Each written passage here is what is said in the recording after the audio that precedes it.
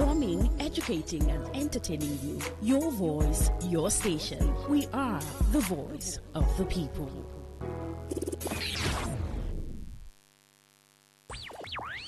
Tune in for a journey beyond the ordinary. Fasten your seatbelts. We are not just a station, we are the station. Today, 95.1 FM, the voice of the people.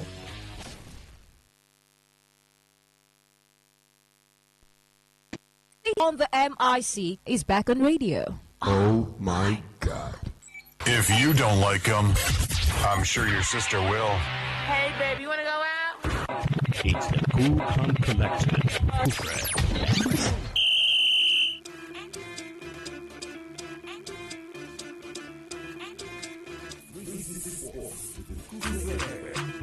.360 Sports. Hello, good morning and welcome to Betano 360 Sports. Thank you so much for joining me on the show. Promises to be exciting, so come closer because we have a good one lined up for you today. My name is Kufre Ekbe, the CCC on the MIC. Betano is on the show today. Yes, and our special thanks and gratitude goes to Betano. The game starts now. Betano, the game don't start. Make I ask you the last question. Among the options where I go give you, choose the one where they give better gaming experience where person no fit forget. A, to use your data they watch match early momo. B, they listen to your uncle where be your bangers sports guru. C, Betano. The correct answer now, Betano. Don't go tell yourself, if you join the Pata betting platform for inside Nigeria, we get different betting options, fast cash out, missions where they engage you, betting jara features, and we go welcome you with bonus of 200,000 naira. Betano, the game don't start. Bet responsibly. Only for people who don't pass 18 years. Betano now proud partner of Aston Villa. 360 Sports.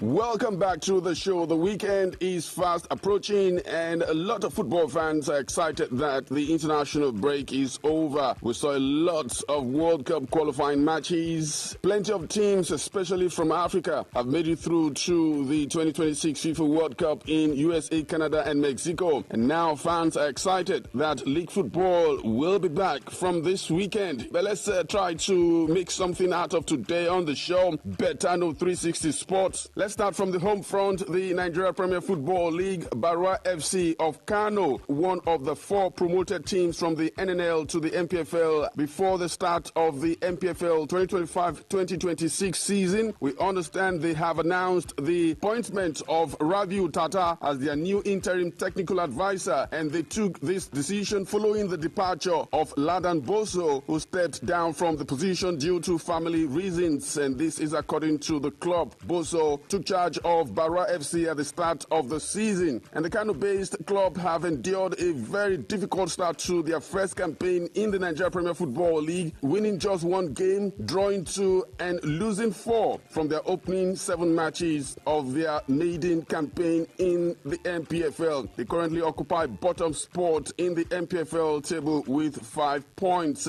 Still talking about stories from the home front, the management of Bendel Insurance, we understand, have appointed experienced coach in the MPFL, Kennedy Boboye, as their new technical manager. The appointment takes immediate effect. Of course, Kennedy Boboye is a vastly experienced technician. He won the MPFL title with Plateau United and also with Aqua United. Meanwhile, the Nigeria Football Federation has suspended 3 referees indefinitely for offences related to improper handling of matches in the Nigeria Professional Football League MPFL. The sanctions were announced following match day 8, during which the referees officiated 2 separate games. Mohammed B. Tuta of Adamawa and Ben Jaffet of Benue, who served as referee and assistant referee 1 respectively in the Kano Spillers game against Shooting Stars, were punished for what the NFF Referees Committee described as acting in manners outside the provisions of the laws of the game and bringing the game into disrepute. Ikechukwu Taiwo of Rivers State, who officiated the Nasarawa against Rangers match, was sanctioned for awarding an unjustified penalty according to a letter signed by the committee secretary Aminu Muhammad. All right, from the MPFL, quickly let's move on to the Nigeria's under-17 women's team, the Flamingos. They have arrived the official base in Rabat ahead of the 2025 FIFA Under-17 Women's World Cup taking place in Morocco. The Bankole Oluokere side rounded up their pre-World Cup preparations in style with a hard-fought 3-2 win over Paraguay in Casablanca on Tuesday evening. The team has been drawn in Group D and they will open their campaign against Canada on Sunday, October 19, then face France 3 days later before wrapping up the group stage against Samoa on October 25. Moving on, let's talk about the Super Eagles of Nigeria. Captain of the side, William Troost Ekong, has vowed that the Super Eagles will give the CAF playoff tournament for the 2026 FIFA World Cup in Morocco next month their utmost, very best shot. This was after the Super Eagles celebrated a 4-0 win over Benin Republic on Tuesday in New York that sent Nigeria to the playoff tournament, which precedes the Intercontinental Playoffs scheduled for Mexico in March next year. He said, and I quote, "For us, we will remain strong and tough and ready to confront every challenge on our way as we search for the tickets to the 2026 FIFA World Cup," end of quotes. And of course, in the CAF playoffs, Nigeria will take on Gabon in the first semi-final on Thursday, November 13th, with Cameroon taking on the Democratic Republic of Congo in the second semi-final on Friday, November 14. The two winners clash on Sunday, November 16, in the final, with the winners to proceed to the Intercontinental Playoffs scheduled for the Mexican cities of Guadalajara and Monterrey in March next year. At the Intercontinental Playoff Tournament, 6 teams will battle for 2 2026 FIFA World Cup tickets. And of course, captain of Gabon and striker Pierre-Emerick Aubameyang has sent a warning to the Super Eagles that he is motivated to help his country qualify for the 2026 FIFA World Cup. Gabon, who finished second in Group F with 25 points, just 1 point behind African champions Cote d'Ivoire, will now face a resurgent Nigerian side after a 4-0 shellacking of Benin Republic in Uyo on Tuesday. Pierre-Emerick Aubameyang said, and I quote, "We want to go to the World Cup, and to get there, we have to win games. I am very motivated, and when you have the chance to go to the World Cup, you have to be even more motivated." End of quote from Pierre-Emerick Aubameyang as he gets set to lead Gabon to take on the Super Eagles of Nigeria on November 13. You're still listening to 360 Sports. Let's quickly go take a break, and when we come back, we will continue with the show. Stay with us right here. We will be back. Bro,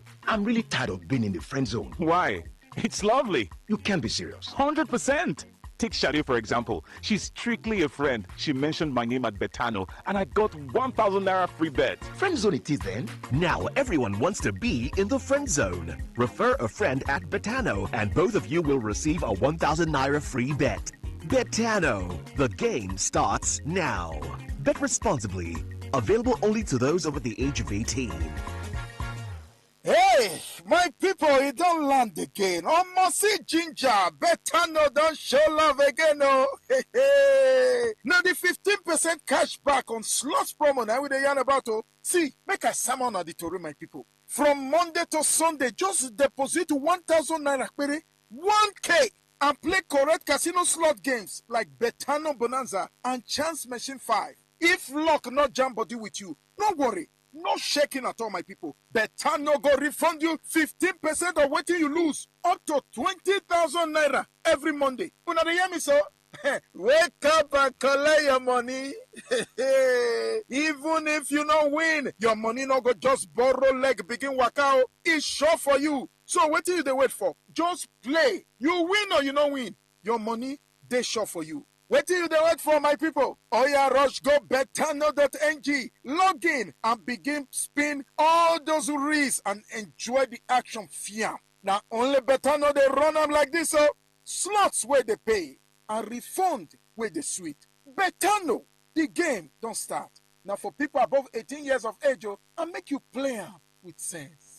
360 Sports. Welcome back from that break. Let's quickly do other sport. India has been confirmed as the host of the centenary edition of the Commonwealth Games in 2030, beating Nigeria's Abuja to the right after a competitive bid process that came down to the wire. The city of Ahmedabad, located in the western state of Gujarat, was chosen ahead of Nigeria's capital by the Executive Board of Commonwealth Sport on Wednesday. The decision, we understand, is expected to be formally ratified during the organization's General Assembly in Glasgow, Scotland on November 26, and we'll see the Games return to India for the first time since New Delhi hosted them in 2010. Abuja's loss means Africa's long wait to host the Commonwealth Games continues, despite growing calls for the event to reach the continent for the first time in its 100-year history. This is also the second time Nigeria's capital has been overlooked, having previously lost the 2014 bid to Glasgow. And in boxing, Tyson Fury has set his sights on a trilogy bout bout with Alexander Usyk rather than a long-awaited all-British showdown with Anthony Joshua, who has Nigerian blood. Promoter, talking about Frank Warren, has said. Warren said that the former WBC heavyweight title holder is eyeing a return to the ring next year and remains focused on avenging his 2 defeats to the undisputed heavyweight champion Usyk. And in basketball, 9-time NBA All-Star Russell Westbrook has agreed on a deal to sign with the Sacramento Kings, and Westbrook is expected to officially join the team later this week on a 1-year, $3.6 million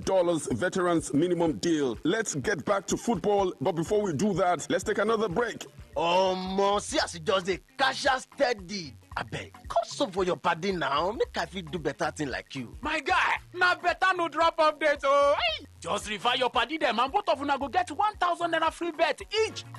Just like that? Yes, so. Oh yeah, share your code with your people. Make una start the win. Better no. The game don't start to. You not go fit play if you never reach a team. Play responsibly. Terms and conditions apply. Hey, my people, it don't land again.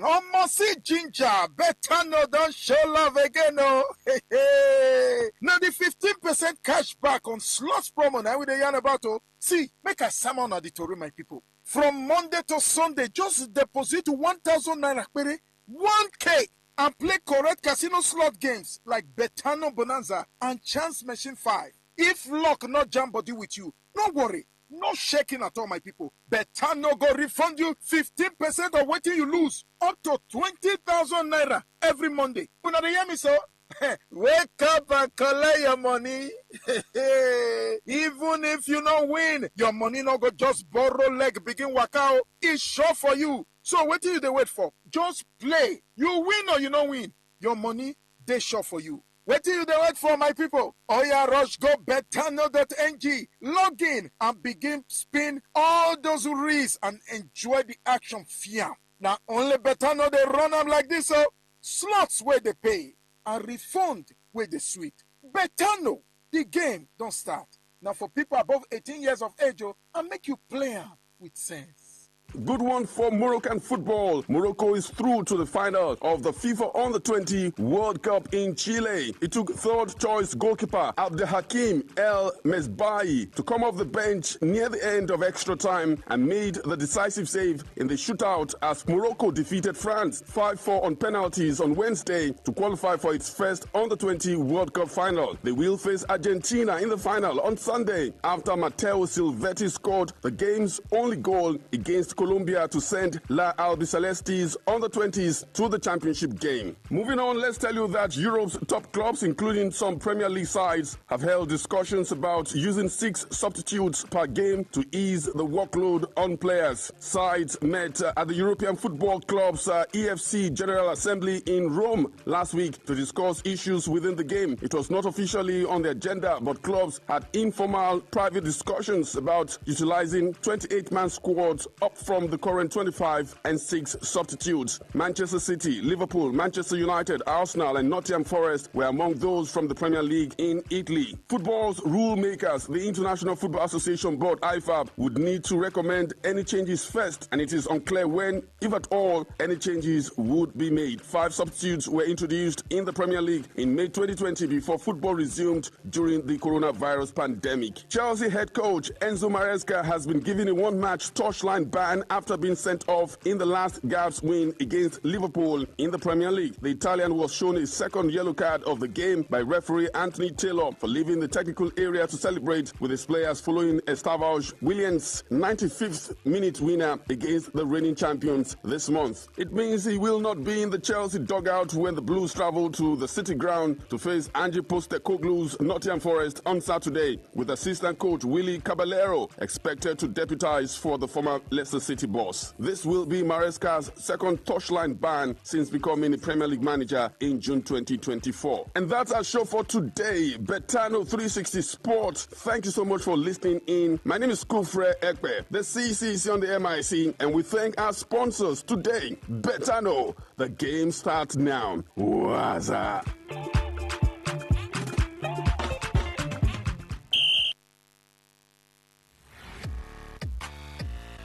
Turn the dial and turn up the thrill. We are not in the same league, We are rewriting the rules. Here on Today 95.1 FM.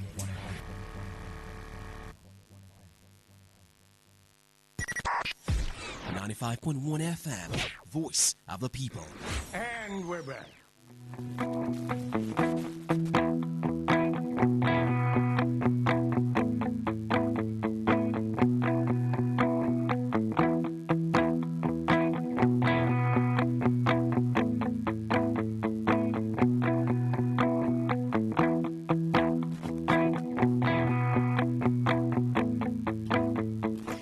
It's 19 minutes past 8 a.m. Welcome back. It is still today's quest, Today 95.1 FM, Voice of the People. It's been a long break, but then we're back. And then I promised that when we get back, we would begin with what you listened to earlier. I played the audio clips for you earlier, about 7 of them, okay? And first you heard from Wale Edun, all right? So he was spotted at an art exhibition, okay, in the UK. And, well, maybe that was intentional. It was deliberate to show Nigerians that, well, what you think about the minister is not what it is. I mean, he's fine, hale and hearty. Okay, so I saw the video as well. And then I'm like, okay, oh, you don't look sick at all. You don't. You really don't. But hey, you're listening to that one first. And then you're listening to the Defense Minister, Badaru. I was speaking on the Aquaba Summit, that's in Italy. Some high-level security meeting over there, all right? And how plans are ongoing to, fight terrorism. After that, you're listening to the governor of Bayelsa State, Doye Diri, resigning from the PDP. That was said some days ago. It was said that he and the Enugu State governor were going to dump the PDP on Tuesday. Tuesday came, the Enugu State governor did, and then he mentioned the party was moving to the All Progressives Congress. But Doye Diri didn't. He just resigned from the PDP. Maybe still weighing certain options.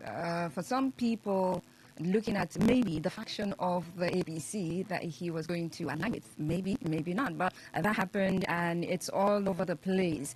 And that's reducing the number of governors in the PDP Governors Forum to, I think, about 8 of them now. And then you're also listening to the Speaker of the Bayelsa State House of Assembly supporting the governor's resignation from the PDP. Okay, maybe, well, because he resigned as a Speaker, we need to just follow. You know how they carry their people. One of the papers captioned it, Hurricane Tinubu. I'm like, oh, wow, okay, that's a very strong word. But you heard him there. And then Senator Seraki Dixon spoke on the new INEC chairman that's to be confirmed today. I think, yeah, today. Well, and a couple of things that he talked about. Also talked about the governor's resignation from the PDP. That's Governor Doye Diri. He said he met him, and told him that he wanted to make that move. And he said the reason he gave were not really reasons enough. But that happened. And he's wondering what is chasing, what is pursuing them from the PDP, what they are chasing or what they're pursuing. Is that something is after them or they're after something? That's what it means. But you heard him there. And finally, you heard from the Minister of the FCT, Yezowike. Like, he's proud. Oh, wow. See the wave of defection to the APC. So all the people who were criticizing him that he was involved in anti-party activities, that he was working for the APC, he's still in the PDP, but they have moved from the PDP to the APC. He's saying that I think he deserves some, accolade for that, for paving the way, more like creating the conducive atmosphere for them to just move smoothly. So you heard him there. Well, let's get to the papers that we have all for review this morning. But before then, today is World Food Day, okay? Hand in hand across border sectors and, of course, generations in some places, the severity of food insecurity is overwhelming. It is said that an estimated 673 million people are living with hunger. Also, elsewhere, rising levels of obesity and widespread food waste point to our system out of balance, where abundance and absence coexist. So it's either none or, well, often side by side, really. Agri-food systems are also a major source of greenhouse gas emissions, yet they offer real potential to reduce those emissions through the way food is grown, harvested, and shared. Meeting the needs of a growing global population calls for teamwork across borders, sectors, and generations. Now, the actions we take today will directly impact the future. We must produce more with less. Let's work towards a future that is more inclusive and more equitable. Okay, so whether you are aware of the day or not, well, food insecurity rather, is a thing, and it will take a collective effort for us to fight that. That out of the way, let's get on to the papers. We'll begin with the Daily Post newspaper. Next off for commercial will be 8:55. So meantime, let's go through the papers. Daily Post, defections, APC will control 30 states by 2026, and that's according to the Information Minister, Idris. Now, Minister of Information and National Orientation, Mohammed Idris, says Nigeria will have 30 All Progressives Congress APC controlled states by 2026, stressing that more opposition governors have indicated interest in joining the ruling party. The minister said this on Wednesday at the 2025 Policy Strategy meeting of the Progressive Governors Forum, PGF, for commissioners information of APC governed states held at the Government House Multipurpose Hall, Maiduguri, Borno State. A Daily Post reports at a two-day event themed FGN PGF Synergy 2025, One Message, One Future, focused on strengthening collaboration between the federal and state governments to build a unified communication framework. Idris added that the wave of defections into the APC is a result of the good policies and programs of President Bola Tinubu's renewed hope agenda, which he said has promoted inclusive governance, driven economic reforms, and stabilized the Naira. Presently, our great party, the APC, controls 24 states, with the number of opposition governors showing interest in joining us. I can assure you that by 2026, we will have 30 APC-controlled states as we approach the 2027 general elections to re-elect President Tinubu for a second term, Idris said. Okay, 2027 is a year to watch out for. And moving on, Bayelsa Deputy Governor Dixon reject Diri's defection to APC. One would wonder, okay, Deputy Governor, why did he not, defect or resign with him? Well, he didn't. The Deputy Governor of Bayelsa State, Lawrence Erujabo, and Senator representing Bayelsa West, Saraki Dixon, have rejected the defection of Governor Diri to the All Progressive Congress. Okay. The duo, alongside other stalwarts of the People's Democratic Party, PDP, maintain that the party remains the biggest opposition force in the country and is still strong enough in the oil-rich state to make defection unnecessary. Diri, who announced his resignation from the PDP through his spokesman, Daniel Alaba, did not provide details or reasons for his defection. Allies of the two leaders, PDP leaders who spoke to journalists in separate interviews, said there was no justification for any PDP leader or member to leave the party that had brought them political prominence. The Deputy Governor, Erudakpo, and one of our leaders, Saraki Dixon, including other former lawmakers in our party, are still with the PDP, but going nowhere, one of the sources told Daily Post in a telephone interview. Another source disclosed that the Deputy Governor refused to attend the State Executive Council meeting where Diri announced his resignation from the PDP, although he has not yet declared his next political move. He said earlier, and I quote, earlier this morning, that was yesterday, Diri presided over the SEC meeting, but the Deputy Governor refused to attend. He didn't attend because he's not defecting alongside the governor. Some gods there, right? However, it was gathered that members of the State House of Assembly who resigned from the PDP alongside Diri are planning to initiate impeachment proceedings against the Deputy Governor for refusing to defect with the governor. Now, sources reveal that the lawmakers intend to describe Erujakpo's refusal to defect as gross misconduct and an impeachable offense, adding that nothing would prevent them from proceeding with impeachment at the next sitting. We expect that the State Assembly will victimize him for his choice. If he is victimized for remaining in the PDP, he will have no choice but to do the needful, the source added.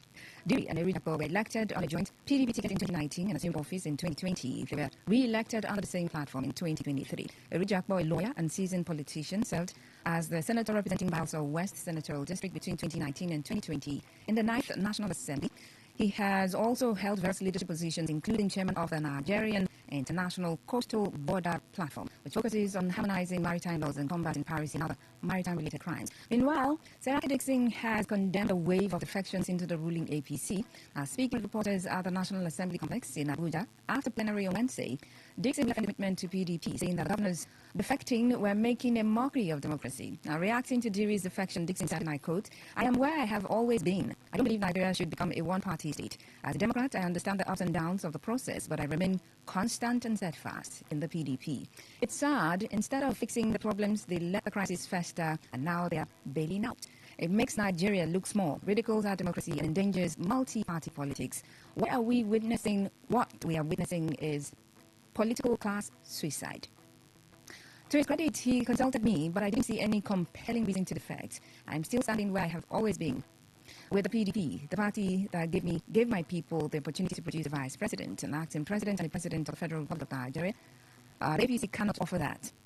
If we fail to save the PDP, then we fail. We will decide collectively on the next step, but it certainly should not be joining the APC. A democracy without opposition becomes a dictatorship. Okay? There you have it. And moving on, food is ready politicians. NNPP chairman mocks Enugu Bayelsa governors for defecting to the APC. Now, the national chairman of the New Nigeria People's Party, NNPP, Agbo Major, has criticized the recent defections of governors from Enugu, Bayelsa, and other states to the All Progressives Congress APC, describing the development as a threat to Nigeria's democracy. In an exclusive interview with Daily Post, Major condemned the defections as political betrayal, questioning the motives of sitting governors who switch parties without the consent of their followers. He said, "I honestly do not understand what the sitting governor hopes to gain by defecting to another party when his followers are not even in agreement with him." Like they care. Okay. But this is what I call food is ready politicians. Food is ready, come on, eat, Abi. It's a tragedy for our democracy. Now, every well-meaning Democrat should be alarmed by this. The strength of any democracy lies in its multi-party nature. If one party controls both the legislature and the executive, real democracy becomes impossible. Without strong opposition, those in power have no one to hold them accountable, and that's a danger threatening our democracy today. If a politician truly believes in his party's ideology, he won't just wake up one morning and cross over to another party. It shows that there is no deep conviction. That's the real danger. Politics has become ideology-free, driven only by personal ambition and survival. All right, that's that about that. And then, Nigeria's inflation rate drops for 6th consecutive time. Okay, we should be clapping or smiling and dancing, Abi. Okay. Nigeria's headline inflation dropped to 18.02% in September 2025, down from 20.12% in August. This is the 6th consecutive headline inflation drop in Nigeria this year. National Bureau of Statistics, NBS, disclosed this in its Consumer Price Index and inflation data released on Tuesday.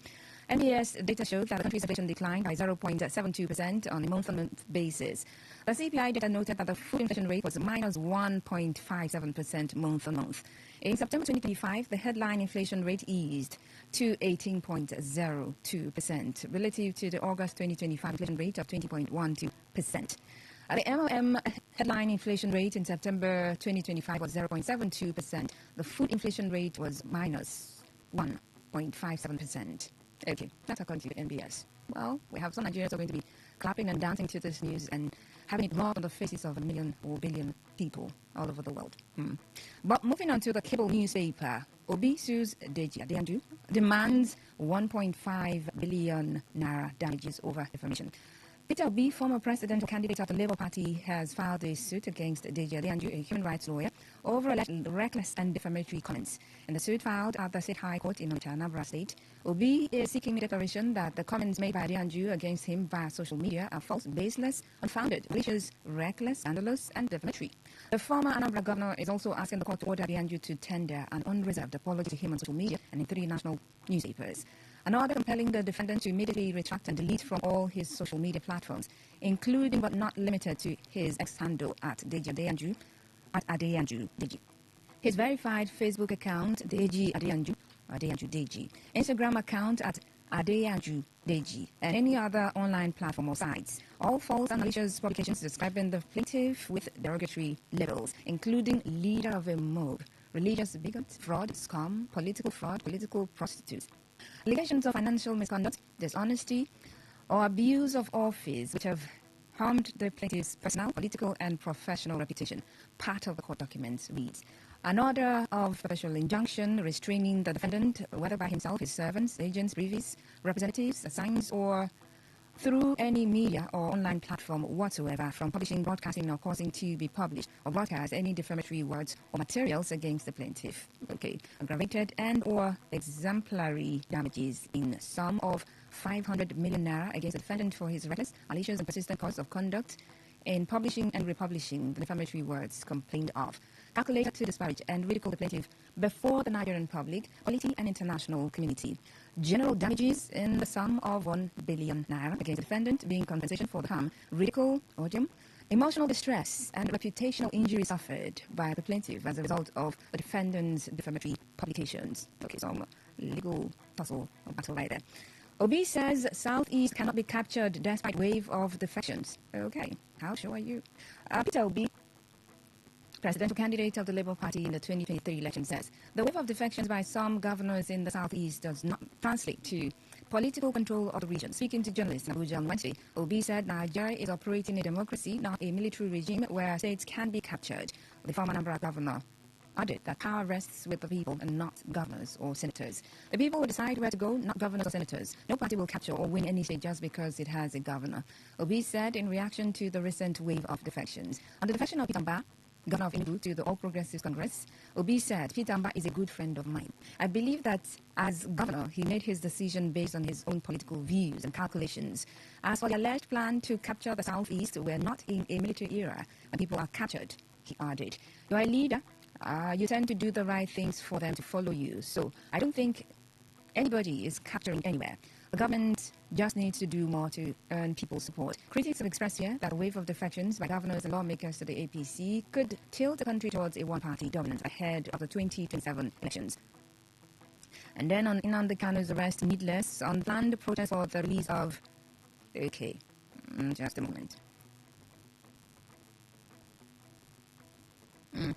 The detained leader of the proscribed indigenous people of Biafra, by activist Omoyele Sowore, Obi said there was never a need to arrest Kanu in the first place. I've always been consistent on Kanu's situation. He said, there's no need for his arrest in the first place. For me, I will consult, negotiate, and discuss with anybody who is agitating. I've always said that, and I still stand by it. Is that issues surrounding agitation should be handled through dialogue and adherence to the rule of law. Now that it has gone to court, the rules should be followed, not just for Nnamdi Kanu, but for all agitators across the country, he said. There's nothing wrong with anyone agitating. Let's talk with them and do things according to law. He spoke on a couple of other things, including INEC. Let's move on from there. governors defections prove APC's plan for one-party state. Now, the African Democratic Congress, ADC, says the recent defection of some state governors to the All Progressives Congress, APC, confirms fears that the ruling party is determined to establish a one-party state in Nigeria. A statement issued on Monday by Bolaji Abdullahi, ADC National Publicity Secretary, said the defection of Peter Mba of Enugu and Oyediri of Bayelsa represent a betrayal of trust and a gang-up against Nigerians. Okay, so this is one of the stories for our opinion polls, so I'm just going to move on to the next. Yes, spotted Wale Edu visits London Art Fair after reports of ill health. Okay, just to let you know that this is the man you all said sick, right? See him. He don't have to, he's strong. Wale Edu, Minister of Finance and Coordinating Minister of the Economy, was recently seen at the Oda Arts Gallery booth during the 154 Contemporary African Arts Fair in London. The fair, which runs from October 16 to 19 at Somerset House, features a strong Nigerian presence with galleries such as Oda Art among the exhibitors. The gallery's exhibition, titled Lines of Spirits, showcases works by Nigerian artists Simon Ojiaga, Paul Majek, and Afiz Onakoya. A video circulating on social media shows Minister addressing guests at the gallery. Bayo Onanuga, the presidential spokesperson, who also shared a video on X, confirmed that the minister is in the United Kingdom. Finance Minister Wale Edu visits an art exhibition in UK. He is in the country for an officially sanctioned few days. What does that mean? Okay. Of rest from the rigors of managing the Nigerian economy. Okay, he's going to rest from managing the economy. You and I were here. All right, another guy wrote on his X page, Edu had been reported to be indisposed and was due to travel abroad for medical treatment. On Sunday, Nanuga confirmed that the minister was indisposed. Okay, there you have it. Make do with that information what you will. All right, those who accuse me of destabilizing PDP are now defecting to APC. Yes, the Minister of the Federal Capital Territory FCT says those who once accused him of destabilizing the People's Democratic Party PDP are now defecting to the ruling All Progressives Congress. Wike spoke in Abuja on Wednesday during the flag-off of the construction of the main carriageway of the Outer Southern Expressway from Ring Road 1 Junction to Ring Road 2 Junction. The FCT minister said the former PDP members who have defected to the APC should commend him for working for their current political party. Wike added that he would soon speak to Nigerians regarding the development. I have been watching television and social media. People who said I want to destabilize the party and that I'm working with the APC. All of them are now in the APC, Wike said. If it's true, they should commend me for working for where they are heading to. I should be commended for doing a good job for them. I have told people that politics is for the mature. Okay, all right, nice one. Well, let's move on. Tinubu's administration constructing road to last 100 years. Therefore, my Minister of Works says President Bola Tinubu's administration is not merely constructing roads, but building durable infrastructure designed to last this century. Mayu spoke on Wednesday after inspecting ongoing construction work on the Lagos-Shagamu-Ijebu Expressway. The minister said the use of concrete pavement technology in road construction will guarantee durability and deliver superior quality compared to asphalt.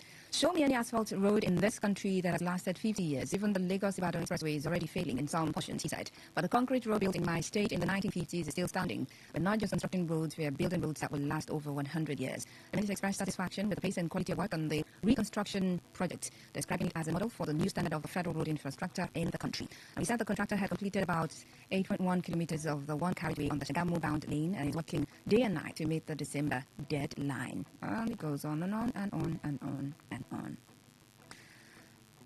Senate to screen Joash Amopitan as INEC chairman today. The Senate on Thursday screened Joash Amopitan, President Bola Tinubu's nominee for chairman of the Independent National Electoral Commission, INEC, a notice by Bula Audu Bayala, Director of Information at the Office of the Secretary, Research and Information, said lawmakers will conduct the screening at the Senate chamber. Amopitan, a senior advocate of Nigeria and professor of law, was nominated by the President at the Council of State, unanimously endorsed his appointment to lead the electoral body.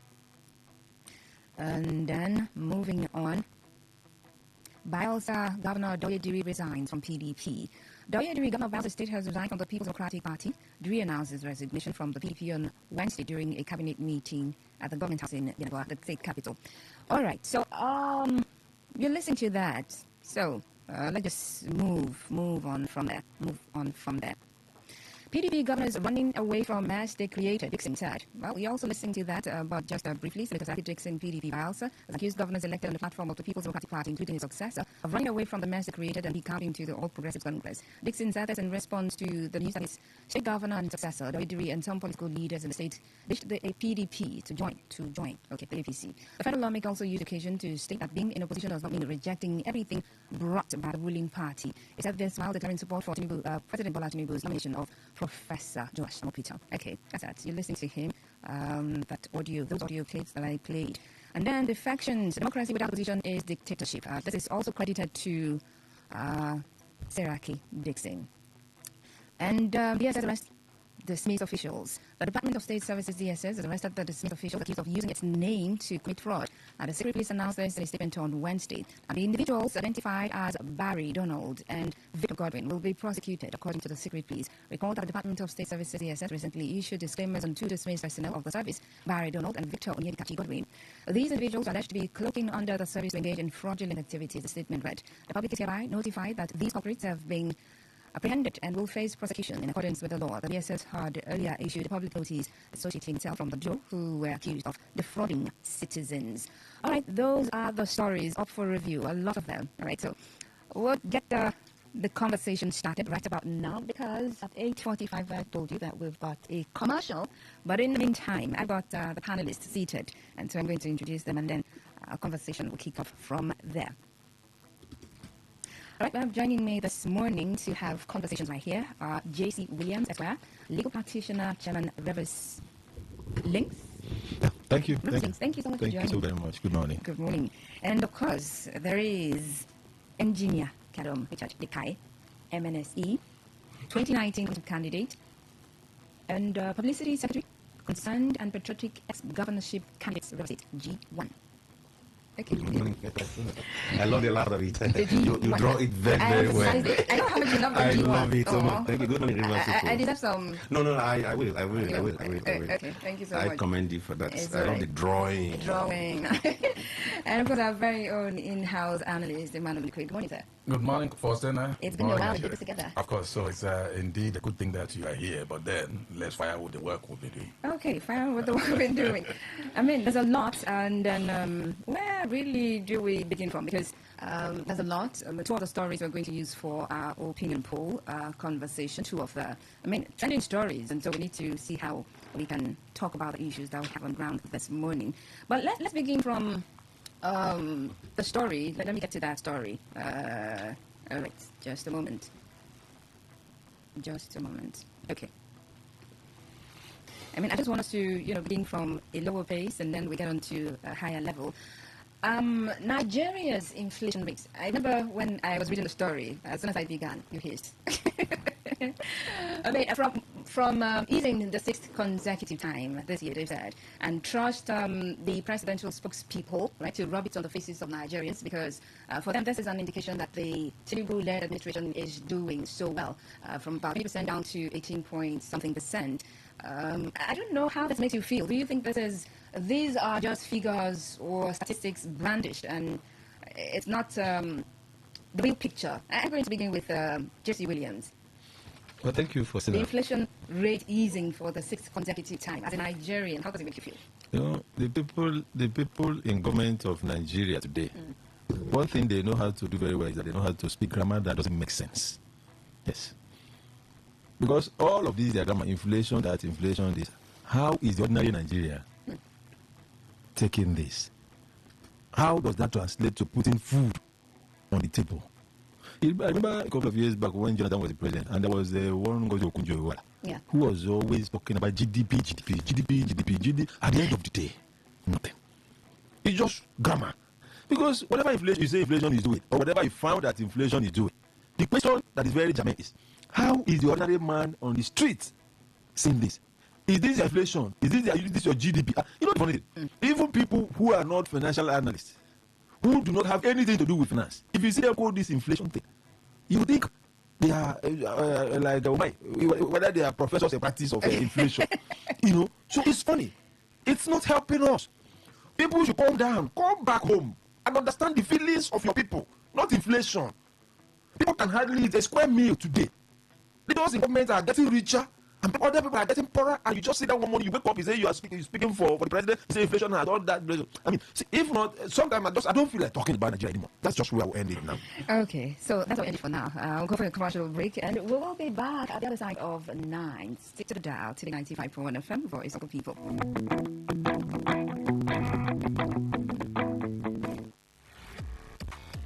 Turn the dial and tell the field.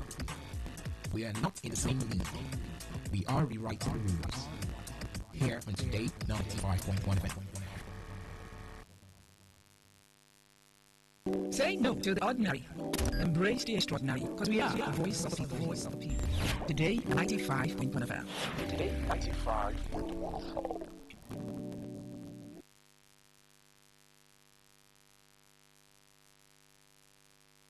Please listen to this infomercial. I welcome you, Mr. Casey, from the Nigeria Business Mastery Group. Thank you very much. Good day, ladies and gentlemen. It's glad being here today. Mr. Casey, a lot of people want to know what the Nigeria Business Mastery Group is all about. The Nigeria Business Mastery Group is an international business partnership organization that shows smart and forward-thinking people how they can raise funds for businesses or projects. The word there is raise, right? So what is done in the Nigeria Business Mastery Group is that we will show you alternative ways you can use to raise the funds you need to set up that business that you have been trying to set up over a period of time. Now, since 2016, the Business Development Assistance Program has been helping people build their businesses by providing them a real-life functional roadmap that helps them raise business capital. Now, we know that having the capital to start your business is not just enough. That you have the capital does not mean your business is going to be successful. As such, if you respond to us through this program you're listening to right now, we will talk to you completely free of charge, right? You don't need to pay anything as far as you are responding from this program.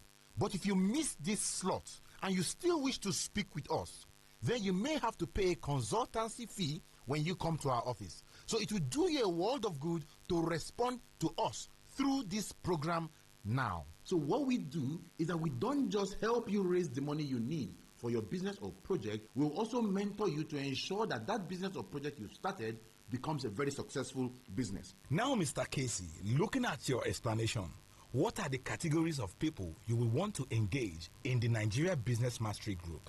I'm going to list out the category of people based on the kind of problems we can help them solve, right? So the people we are looking at are people in the following category. 1, do you have a plan to start up a business? Pick up your phone and text yes to the Nigeria Business Mastery Group. Do you have a business that needs money to expand? Pick up your phone and send yes to the Nigeria Business Mastery Group. Do you need to raise money to pay fees for your children? Pick up your phone and send yes to the Nigeria Business Mastery Group. Do you need to raise money to pay your rent? Pick up the phone and send yes to the Nigeria Business Mastery Group. Do you need to raise capital for whatever smart project you have in mind? Whatever it is you want to do, and you've had that project in mind for a long time, for years, you've not been able to raise the funds and you don't know how to raise the funds. Pick up your phone and send yes to the Nigeria Business Mastery Group. Because the Nigeria Business Mastery Group has a functional working plan on ground that we use to help you raise funds for your businesses or projects over a period of time you choose. So we challenge you to deal with your cash flow problems today by letting the Nigeria Business Mastery Group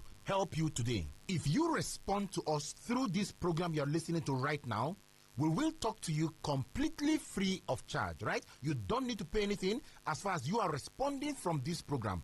But if you miss this slot and you still wish to speak with us, then you may have to pay a consultancy fee when you come to our office. So it will do you a world of good to respond to us through this program now. The consultants of the Nigeria Business Mastery Group will be on ground to discuss with a limited number of people who we will assist in raising capital. So if you are with your phone, get ready to text yes, right?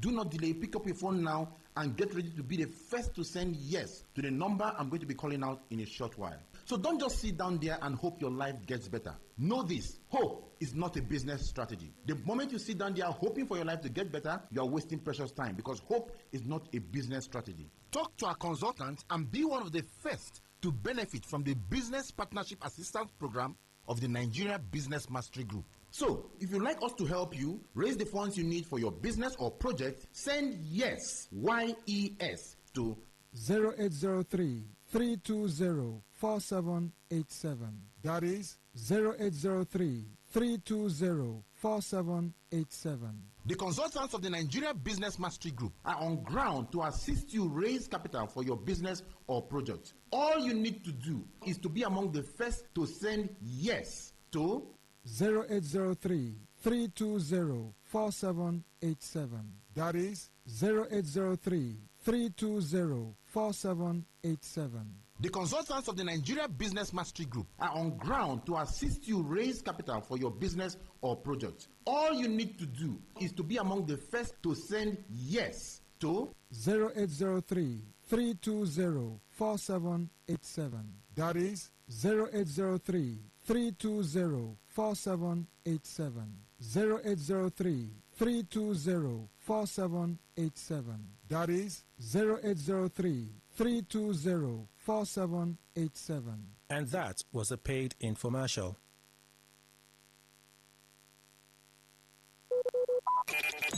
Talk radio. I listen to a lot of talk radio. 95.1 FM. Whether it's happening in Port Harcourt, South South, Nigeria, or around the world, we've got you covered. On air, online, delivering balanced news and unbiased analysis. Today, 95.1 FM. Today, 95.1 FM, Port Harcourt. News update.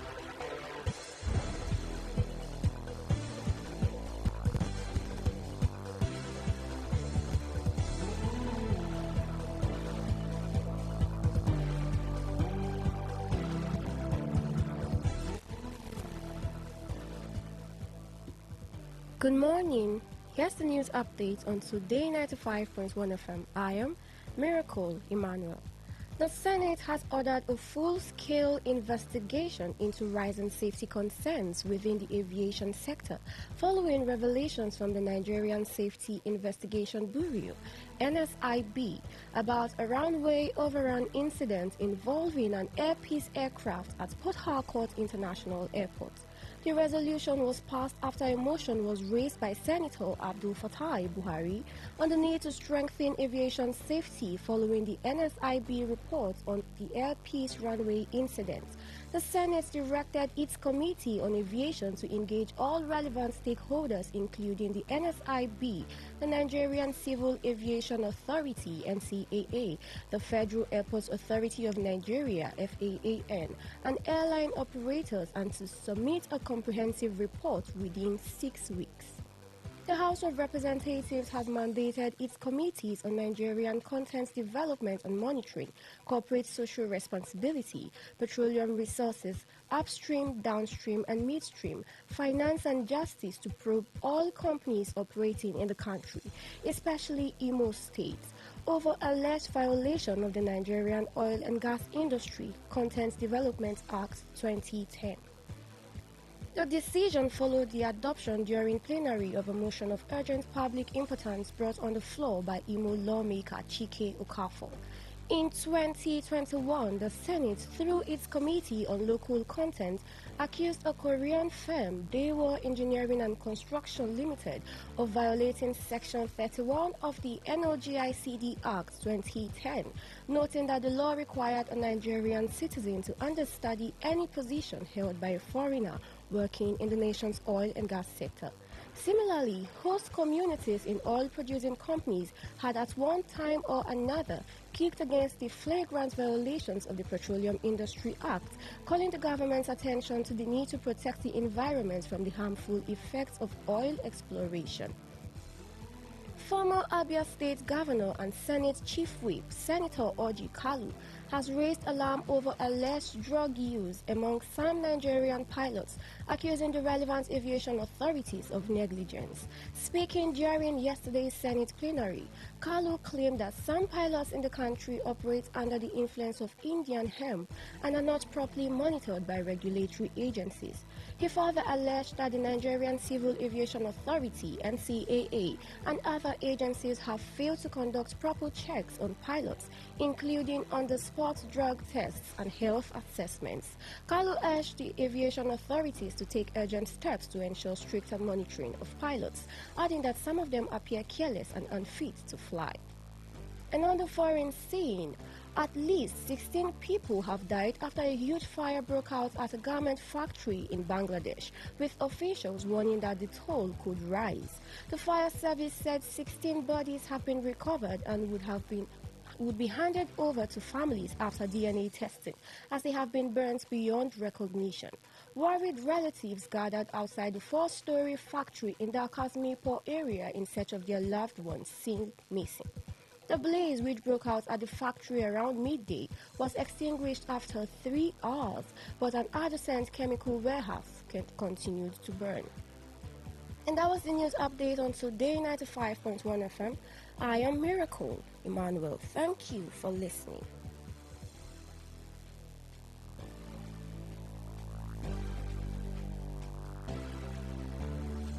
Today's news, today's entertainment, today's sports, today's issues. Today on Today 95.1 FM, Port Harcourt.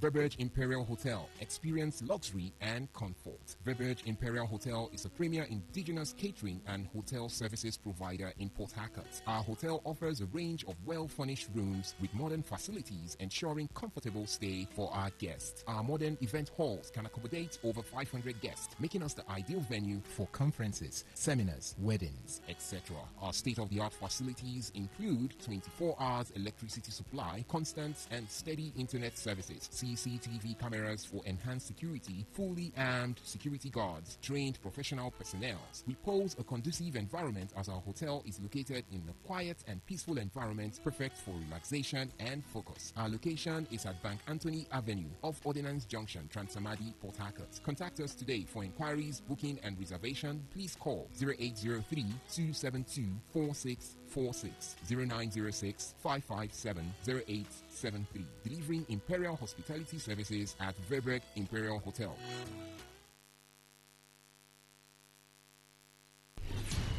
Stay informed, stay ahead.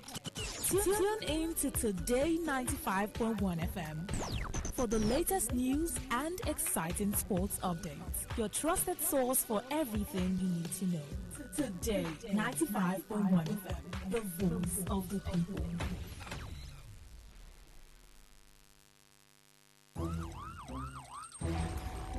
It all begins with breaking news. Now, make no mistake, this is a difficult mission, and it will remain difficult for some time. Then it keeps trending. Events, issues, personalities, all struggling to gain attention. But in the race for deadlines, the intrigues, power play, undercurrents are often missed or underreported. Insecurity here is basically a product of poverty. But not anymore. As the platform on radio steps in to fill the missing links on events, issues, and personalities in the news. I'm not afraid of anybody. Yeah! The platform on radio serves only the hottest topics and trending issues. Only on Today 95.1 FM. 95.1 FM. Port Harcourt. Weekdays, 4 p.m. Get on the platform on radio and be served.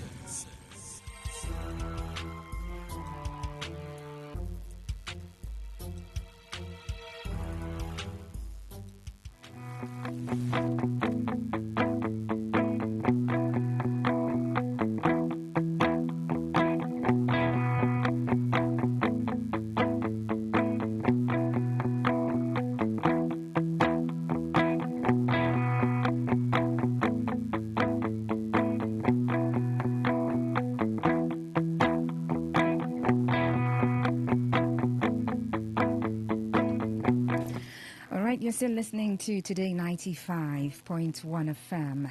Before we get back to the papers and conversations surrounding the headlines, I have a guest virtually to have a conversation. I have someone from today's Leaders International. So I have Dr. Love Oladele. She's a business development support provider and an author of many books, business books. She is popularly called the Honorable Minister of Wealth Creation. So she is here joining me to tell us about an upcoming six figures in 2 years investor workshop that would hold live in Port Harcourt, a book and fastest way to make money in telecoms industry. Hello, good morning, Dr. Love Oladele. Good morning, Faustina, the lady with the sweet voice. How do you do? Okay. Now, I think I do very well now that you've mentioned that. Thank you so much. All right, so let's begin from somewhere, with your book. You wrote a book that will show people how to make money online, so tell us about it. Okay, so thank you. I've been opportune to run online business for 20 years. Oh. And I'm so proud I'm running my business from home. Of course, at the point I tried to rent office, but I just felt I make money from home and spend in the office. 21st century, we make money from home and use it in investment. So basically, what I did was I was teaching people, how to make money online. And I decided to distill all this knowledge in a book. So I have a book titled Millionaires Blueprint, My Proven Path to Online Business Success. That book is just 4,000 naira, and people can get it online. They can get it on my website, drloveoladele.com. Okay. All you need to do when you go to the website, click on book. Then I have the physical copy. I have the hard copy. So because I'm coming to Port Harcourt in December, for those who want it, because I will not go enter flight with load. For those who book ahead, I can bring their copies to Port Harcourt because it's not anywhere. It's in Abuja because I'm based in Abuja. So that's how to get the book. Actually, you can go to my website and get the online copy. This book is just 4,000 naira, but if you really want to succeed online, I've put in 20 years experience of what to do online and how to succeed, how to make that millions you're looking for online. You get it in the book. It's titled Millionaire's Blueprint. So I've written that blueprint in a book. And do you focus on the telecoms industry in the book? No, telecoms industry is part of it. It's just one of the businesses I do. So in the book, I actually shared all the businesses we do online is just in 4 categories. So I break down the 4 categories for people. Now, why I'm singling out a telecoms conference that I'm also having. I'm having that online, and that is absolutely free. And why I'm doing that is that I think that this is something everybody should do, because it's one of the simplest online business I've done, telecoms industry, where I'm able to make between $10,000 to $100,000 every single day. And I'm not doing anything fantastic. All you need to do is to connect people to this particular company called TGR, Top Up and Get Reward. And okay, don't buy from where you have been buying, where you're not being paid. Come and buy from these people. And everybody that buy, I don't know, there was a time we had a rumor, I don't know whether it's a rumor, whether it's the truth of one of our former presidents that was making money from a particular telecom industry, just because he connected us to the same thing this organization is offering you. Just connect and make money. The same thing Uber is doing, the same thing Airbnb is doing, and you're able to make between 10,000 and 100,000. Do you know how much you to start with? You can start with as low as 10,000 naira. Okay. That's why I singled it out. So we're going to have a telecom conference this weekend, and we're going to even do it as simple as something you can learn on the WhatsApp group. Can teach you on the WhatsApp group, so you won't even spend any data. So just by connecting people, one can make money. Yes, just by connecting people, you are already buying. From buying alone, you're making 2% already. Okay. Which place do you buy that you're paid 2%? Then connecting people, you're paid 0.15% of the recharge card they buy online. You are sleeping. Most of the time, you're sleeping and making money. I've been sleeping and making money for long. So I want to show people how to really sleep and make money in so telecom. you sleep, you wake up to alerts. Exactly. Okay. That's what we want to show people. So tell us about the telecom conference. It's this weekend, right? Yes, so we'll be doing it on Saturday, and because some people say I don't have money for data, I don't even want you to give me any excuse why you are not making money. You know, I am an advocate say if you have a phone that browses, you should be making money online. So because of that, all you need to do is to send me telecoms. Okay. Once you send me telecoms, we are going to do it on a WhatsApp group. We are going to show you how this thing works. And now you can start with just 10,000 naira and start making money in the telecoms industry. So the number to send telecoms to is 080 34 54 46 16. Send it on WhatsApp. Every message you're sending to me on WhatsApp, please. 080 34 54 46 16. So I'm singling out that telecoms conference for everyone who has a phone and your phone is browsing. You should be making money in these telecoms. These telecoms, or we call it the new oil money. You should be making this new oil money with us. So just for clarity, this telecom conference, is it online? Yes, it's online on WhatsApp. We're going to do it in the WhatsApp group. So all you need, when you send me a message on WhatsApp, we'll send you a group link. You join the group, then we do the training for you on that WhatsApp group so that you will not have any excuse why you're not making money online. And then I see that you said you are going to teach people how to buy local foreign stocks and all of those. So that is an investment training that's called 6 figures in 2 years. Now we have a lot of people that are making money, whether you're working somewhere, you're a business owner. I always tell people there's nothing as good as knowing that you have multiple streams of investments. So you have local stock, because you can't be on Facebook, you don't have Facebook share. You can't be using iPhone, you don't have Apple shares. How do you now buy these stocks? How do you even know the stocks to buy to? How do you know when to sell? So this is a special training that I have. It's called 6 figures in 2 years. How do you grow your money, your investment to like 6 figures in 2 years with what we'll be teaching you? And that's a special training. It's 50,000 naira. I will be coming down to Port Harcourt in December.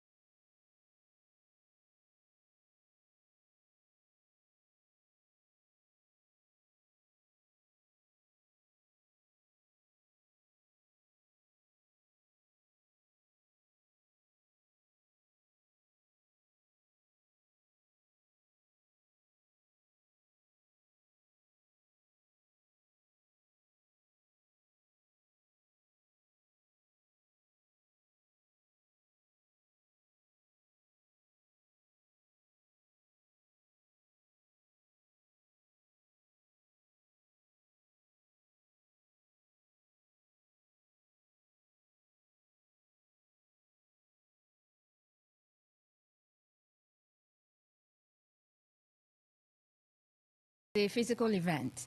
Yes, the physical event. Okay. Actually, we have the online version. The online version is starting on 16th of November for those who want to do online. Okay. But I love Oladele. We come to Port Harcourt. We say Port Harcourt say, Lord, you're always on our radio. We never see you before. Come.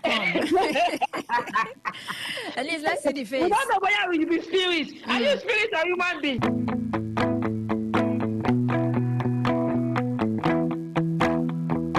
Today 95.1 FM, where news meets insight, sports meets passion, and entertainment meets excellence. Expert analysis from seasoned professionals and our top analysts, informing, educating, and entertaining you. Your voice, your station. We are the voice of the people.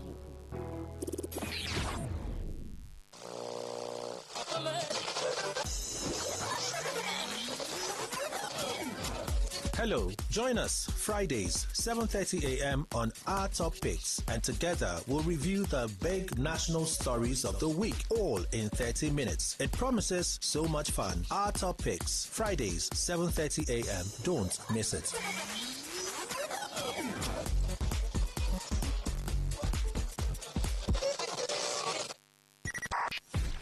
95.1 FM, voice of the people. And we're back.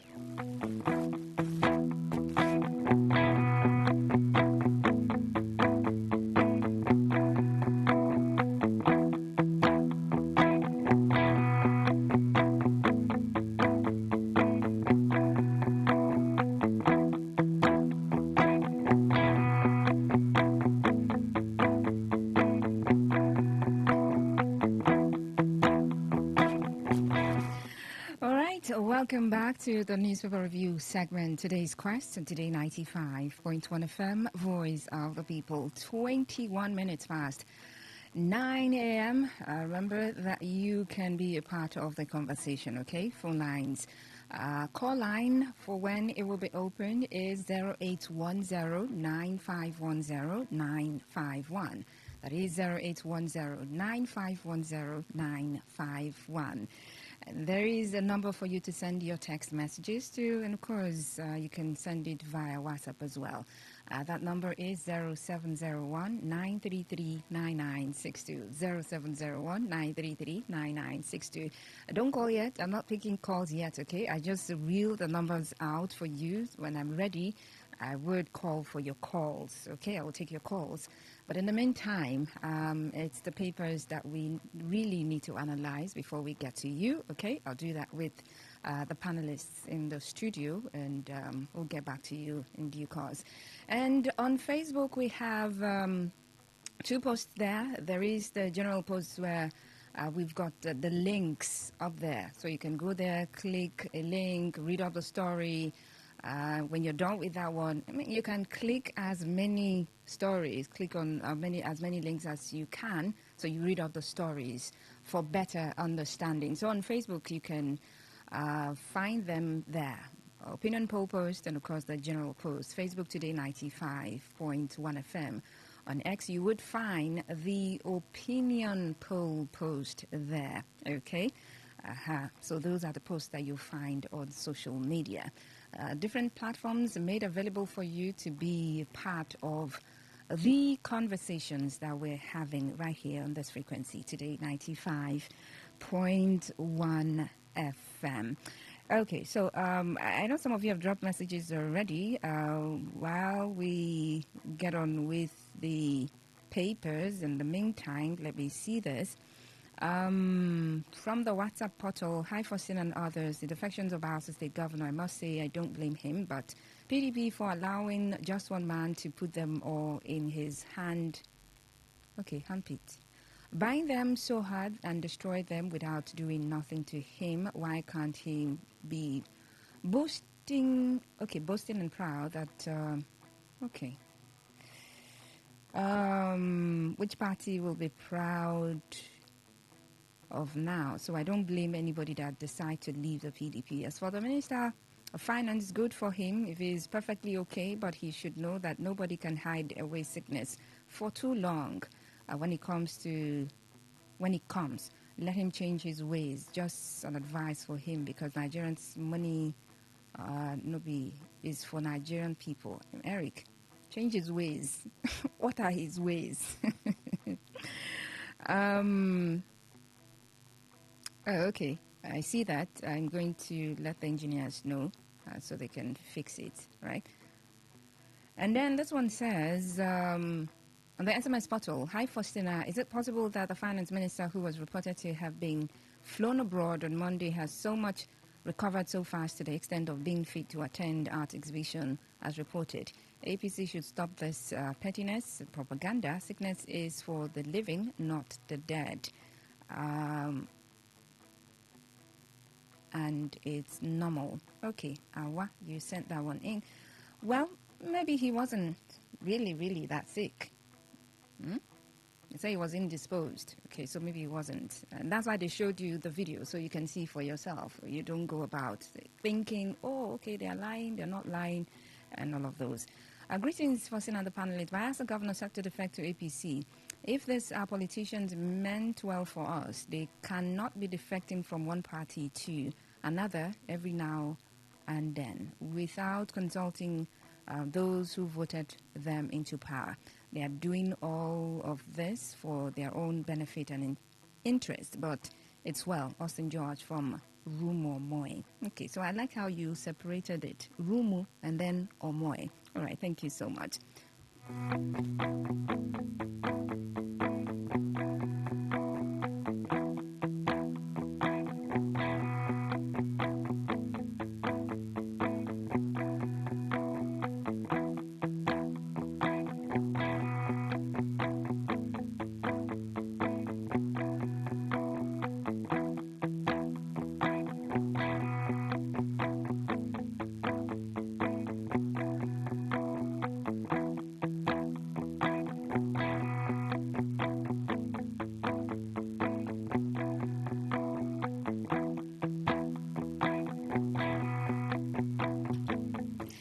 All right, welcome back. Quite a lot of stories, and most of the stories are talking about the defection of governors from the PDP to the APC. A lot of people have a lot to say, and then we've got the papers. And before we went on the break, we were taking a look at that story from the NBS. From the NBS, talking about Nigeria's inflation rate easing again for the sixth consecutive time. And well, for some people, it's good news. It's really something to be excited about. For others, well, if the inflation rate easing is not translating into a reduction of goods and services, it then means that the NBS and every other agency of government or any other government spokesperson brandishing whatever it is, they're doing so just to paint the administration in a certain light, to say, well, this administration of President Bola Tinubu is working. So, I mean, for things like this to happen, you see the spokespersons of the government, ministers, there is sometimes, they come, they tell you, you see, our leader is working. The APC government is really working. You see now. So for this easing of the inflation rates, don't think that you've heard the last of it, because they're going to just bombard you with this particular news. But before we went on the break again, I had the views of J.C. Williams, and I'm just going to go on to Engineer Dekai on the easing of the inflation rate for the sixth consecutive time. Firstly, yes, please. It is good they agreed that it's growing, meaning it was bad. And that's the first thing I want to take from them. Okay, I mean, it was where it was now. There was a figure before. I'm going to agree that it was 20 and it's not 18 or something. It means it was bad, which they agree. And that's what we're saying. But not for them using their own calculator to now calculate. And how do they calculate? Because they don't buy things that we buy. They don't use the way things we do. Go to the market. These are statistics. But by them, are you talking about the NBS? Yeah, no. Or the government, the presidency, the governors, people who are crying, who are saying are happy that the economy is doing well. What do they buy? How do they buy this? How do they work out the money? Go down to the markets. Take a 50,000, for example, to the market. Buy what you can have for a family of 2 or 3. A wife and a husband, and let's say you have one child. how much will come out? It's only there that we can see that the economy is growing or not. Not for them to sit down, calculate with their AC, and take pen to paper and do abracadabra and say the economy is growing. How does that translate into... Is it abracadabra? That's what you just saw it now from 20 to 18 or something. For them to firstly agree that hardship was there, I give them that. But how does it affect Nigerians? It's completely nothing. Go down. Did you buy fuel? Did you go to the market? Did you buy foodstuffs? How much is rice? How much are those things in the markets? So for me, the economy is not because they're not feeling it. They move from one AC house to AC house to AC offices with our taxpayers' money. With our money. How much is the salary? Go to the house. What is stocked in their houses? That's when they don't feel what Nigerians are feeling. When they go on the streets of Nigerians to have the feelings, they will tell you which are part of it. And I will tell you no. Okay. Exactly. The inflation rate dropping. I mean, because when I read the story, as I was reading the story, I think from the moment I started, you just hear it's like, meaning that you're really not excited about this particular news from the NBC. And of course, for the people who have been brandishing this story and this news all over the faces of Nigerians, what's your take on this? Well, first, whatever moves up will not remain there. It must come down. If there is anyone on the floor, if it's such that nature has made, that's God has made it, that it will go up, it must go up. I think this kind of issues must fluctuate up and down. You see, the fluctuation itself is not my problem. So I don't feel it when they say it has dropped, it has gone up. Has life become easier for the people? The answer is no. In fact, if there is anything bigger than capital letters, that's how that article should be written. So I think when government prides itself for doing better, I don't know how better. The inflation rate, whether it has come low or it's gone up, has it put food on the table of Nigerians? The people they are supposed to be leading?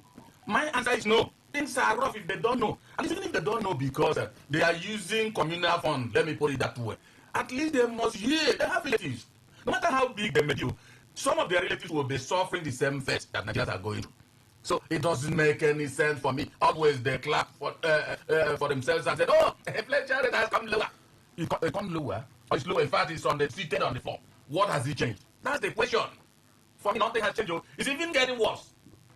It is? Okay. All right, so we have joining us in the studio, Amofu Seniko Brown, Managing Consultant and CEO, Grain Consulting. Good. Okay, let me let you settle. You good? Yeah. Good to see you. Yeah, Good morning. how are you? Very well.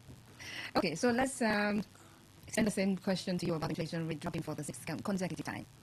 Well, we don't know how they contrive the statistics because it looks like it's not reflecting the reality you and I see on the road or in the marketplace or in the life of our citizens, which is what my fellow panelists are saying. First, let me give you practical examples. Most young men you see today on Nigerian roads growing their beard wild. You think it's fashion. It's not. 90% of them are not doing it out of fashion. Really? It's because they can't buy shaving powder. Shaving powder used to be 1,500 naira, 18. You know how much it is now? 38,000. Wow. As of last week. And you can't find it in Port Harcourt anymore. All of the past 2 weeks, we are searching every major dealership, supermarket, to see whether we could get shaving powder. We couldn't. Let me tell you about shaving blades. Gillette came up with different brands of shaving blades, razor blades, to give you a smooth shave. Their best is the Gillette 3, the Mark 3. That Mark 3 a pack of 5 used to sell for 750 naira. In many of the shops we visited 2 weeks ago, it was, hold your breath, 16,000 naira. Does that sound like inflation dropping? I'm telling you, it was 16,000 naira, 500. There was only one shop where we found it at 7,000. This was 750 naira just some years back. I'd like to repeat that. I've said this here in this studio, not sometime last year. We did a study because my consulting group, from time to time, we go to the market, we check things, we talk to people. There are 2 million Nigerians, according to data available to us on the internet, who are suffering from glaucoma. Glaucoma is not reversible. You go blind. Once it strikes you above a certain percentage, you lose your vision. Your eyes won't receive light anymore. As at last year, there were 2 million Nigerians officially suffering from glaucoma. Of course, we know that is city data. It does not include those who are suffering from glaucoma in the villages and the rural areas of Nigeria, who constitute, by all fair standards, more than 40% of the population of this country. More than 40%, because a lot of them trudge to the city in search of survival. Now, glaucoma was officially reported last year as having 2 million patients in Nigeria.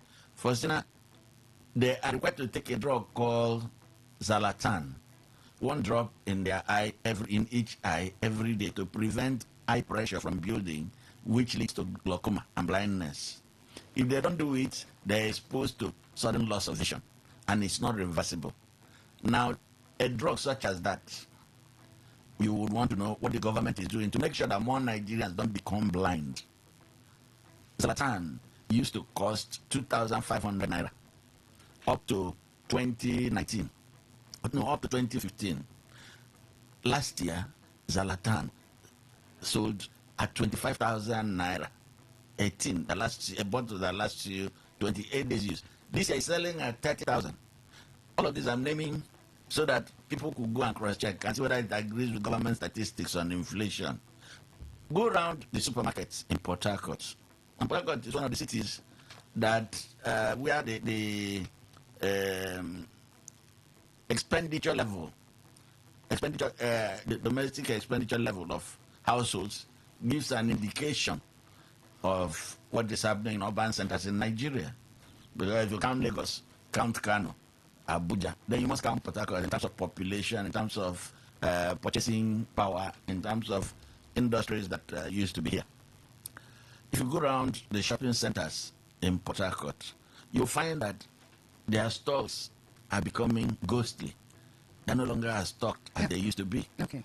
You'll find that what they sold to you for 10,000 naira 2 weeks ago or 3 weeks ago has gone up. I'll give you an example. Most urban-based Nigerians live on coffee every morning. You take coffee or Lipton before you leave your house as a form of agreement with your stomach that sometimes in the day you find food and put in there. Let your stomach not write you off. A tin of coffee, Faustina, used to sell 50 grams. Tin of Nescafe used to sell at 3,000 naira some 6 months back. Do you know how much it's going for now? I'll break your heart. 12,000. Okay. So all of this would say to you, inflation that the federal government officials are measuring is different from inflation that we ordinary citizens are experiencing on the road. And by the way, to drive to this studio, fuel, which I bought last night, 2 weeks ago, it was 850 naira per liter. Last night, I bought at 880 naira per liter. So we could go on and on and on, yes, enumerating and highlighting and, talking about the prices of goods and services that are soaring. But then we have a lot of conversations to, headlines to look at. So we'll just move on from there.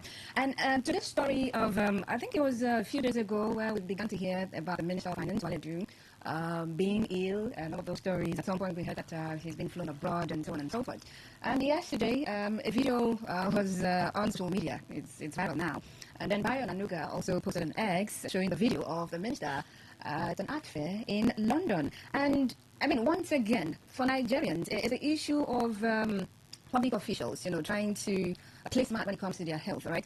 Because conversations around this, or some people would say, as a public official, as a minister, as a governor, as a president, once you attain that office, your privacy, in a way, I mean, you don't have that privacy totally, right? Especially when it comes to health, the people must know about it. But I don't know the conversations that we want to hope that there's going forward, where government officials will fall ill and then stories they try to just cover and do all of the propaganda that some people have said. Jesse Williams, I mean, are you concerned about this kind of play when it comes to a public official being sick and then we try to do hide and seek about it? You see, first and foremost, the thing is, when your father in the house is living a kind of life, the truth is that the children will look up to the father. It's a natural thing. Every child sees his father as a Superman. So whatever your father does, especially the male children, they want to copy and do exactly like their father. What am I saying? If a president who sickness is something that can come upon anybody. Absolutely. Yes. If a president of a country will be sick and then will not think it wise to let the people he's leading, look, I'm not feeling fine. There's nothing wrong with anybody not feeling fine. If a president will instruct people around him not to tell the people he's leading that he's not feeling fine, what then do you expect of a minister to do? He's copying from his father. That's on one hand. Do you know what that one problem of this government is this man they call Bayo Nanuga? That is one problem this government has. Because I don't see anything, whether Wale Edu is sick or not. How does that affect Nigeria? So why the issue of Bayo Nanuga going to snap Wale Edu in UK and say, hey, you people should see, he said he's not feeling fine. He's in the UK. What nonsense? I mean, what if he was not sick and then someone was the story from somewhere? Whether he was sick, he wasn't sick. Is that what somebody who says he's a presidential spokesman will go and snap the man in London and post just for us to see that the man is strong? Okay, that we saw the man talking. Does that mean the man is strong after all? You see, this one is what do you call it? What do you call him? That's the minister, Bayo Nanuga. Bayo Nanuga. And he like to escalate things, probably just to cut attention. He like to exaggerate things because I don't see how Minister of Finance's health affecting this country in any way. I don't see it. No, sorry, sir, that's my opinion. I mean, to the extent that it will become subject of discourse, it will to the point that a presidential spokesman will comment on it and snap the man in London and paste and say, Liverpool is not. Or a video. Or a video. How does that affect the ordinary Nigerian man that is hungry? And now we're discussing that kind of issue. Please, let's move on. All right. That has also clearly shown that they are not serious about health issues, health systems in Nigeria. I mean, like you well know, this is not new. Where you see any times they have headache, I mean the officials of government, the next thing you hear is they've been flown out to London.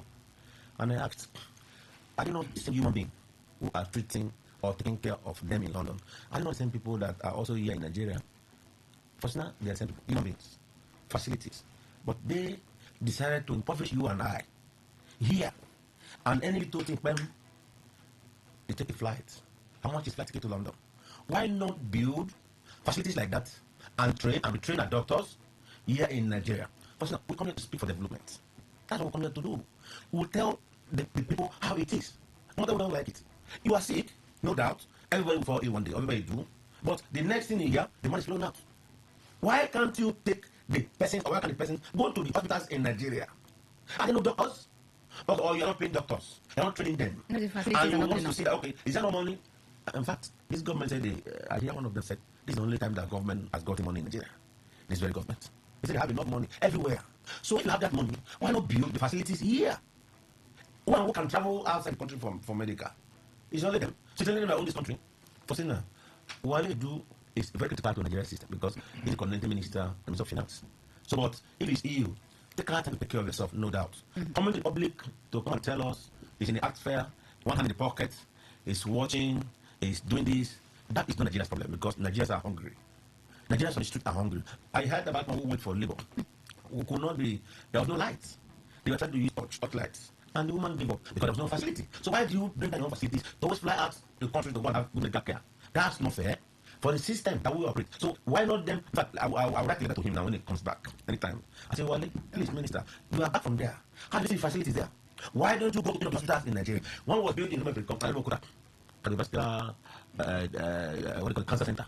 One was built in Akwa Ibom by the common sense governor. And when he was ill, he was going to London. Why always London? For now, it is better we build our system and train our doctors. Every day, most students do schools and come up to the society. Why not train them? In fact, the brain drain. Most of those people who are treating them in abroad are Nigerians. And Nigerians. So why do you compare such things? It is unfair to us who does not have time to go to London. It's unfair to us. And they are telling us, you can't do nothing. They fly out, they take medical, and they come back. At most expense. My taxpayers, my money, I can't drive, no road, no nothing. Then they fly, it's good for them. Okay. It's good for them. So we're not interested in it, but we wish him, every Nigerians, let him get well and come back. Okay. Well, what my colleague said is self-explanatory. We Nigerians must begin to hold officials of government not just accountable, but responsible.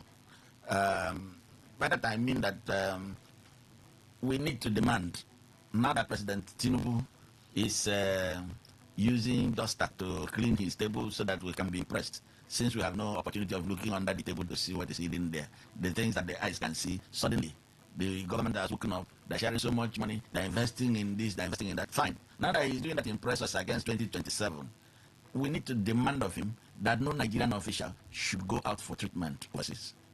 We should demand of him that no Nigerian official should have his children, his or her children, schooling overseas. Let us see how Nigerian facilities will not improve. Because if the Minister of Finance and Coordinating Minister of the Economy is responsible for the poor performance of the economy in terms of the World Bank itself released a statement saying that the number of the poor in Nigeria has grown to 130 million. They used to say before it was 100 million. That is 50-50. 100 million could afford to live above the internationally recognized poverty line, which is $2 a day. Now they are telling us that 130 million Nigerians can no longer meet that $2 a day mark. You and I know that $2 a day is fancy. Most Nigerians, actually, 180 million cannot make $2 a day.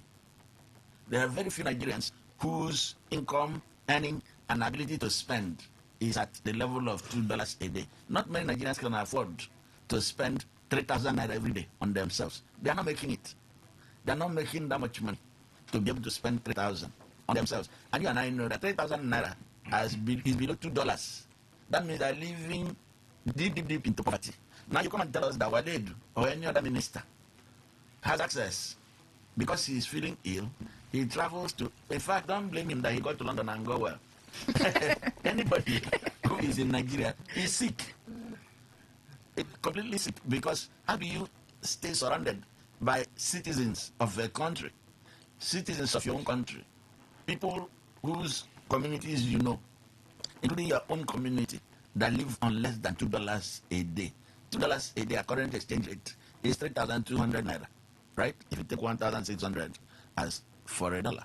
Now, $2 a day leaves you in tears that there are Nigerians who cannot make that. And you now are surrounded by such people. Misery begets misery. If you're around them, you will definitely get sick.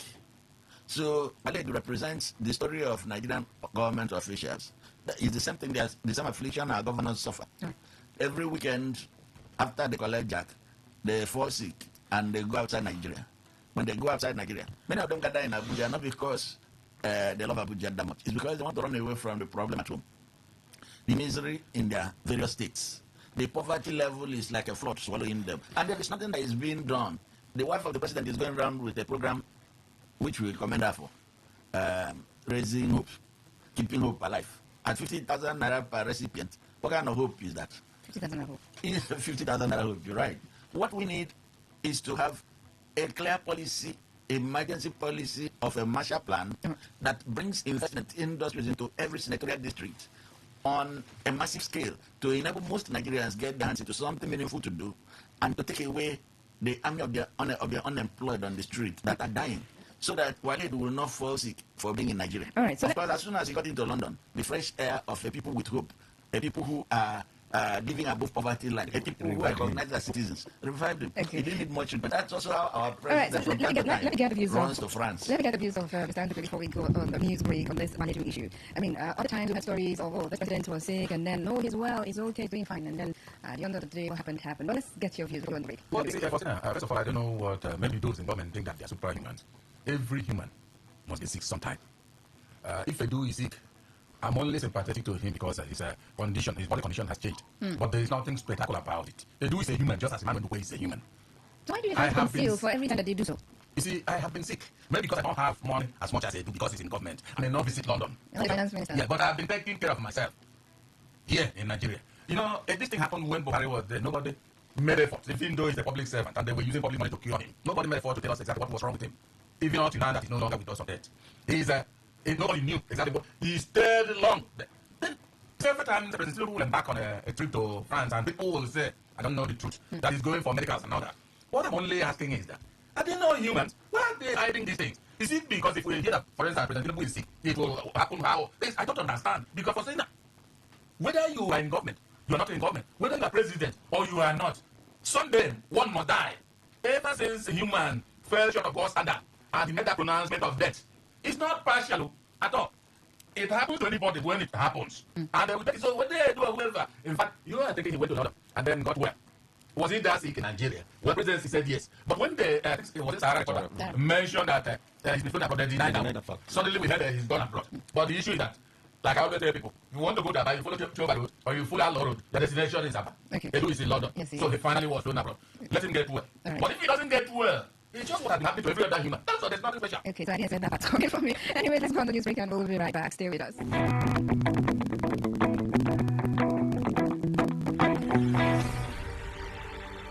Want to know what's happening? Get latest information in sports, politics, lifestyle, you name it. The frequency of choice. Today, 95.1 FM. Today, 95.1 FM. We serve you the latest update on everything. Today, 95.1 FM. We are the voice of the people. The voice of the people. Whether it's happening in Port Harcourt, South South, Nigeria, or around the world, we've got you covered on air, online, delivering balanced news and unbiased analysis. Today, 95.1 FM. Today, 95.1 FM, Port Harcourt. News update.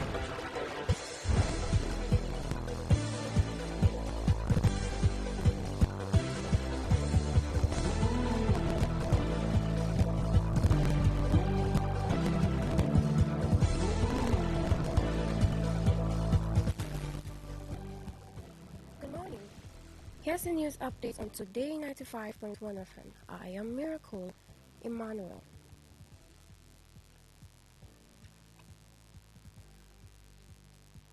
The federal government has launched a National Job Center project.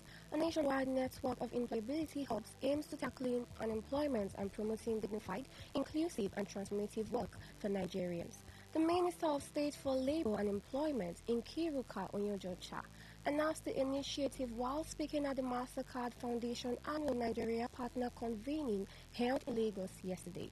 According to the minister, the project is a key component of President Bola Tinubu's Renewed Hope agenda, designed to connect trained Nigerians to real job opportunities and strengthen the country's labor market infrastructure.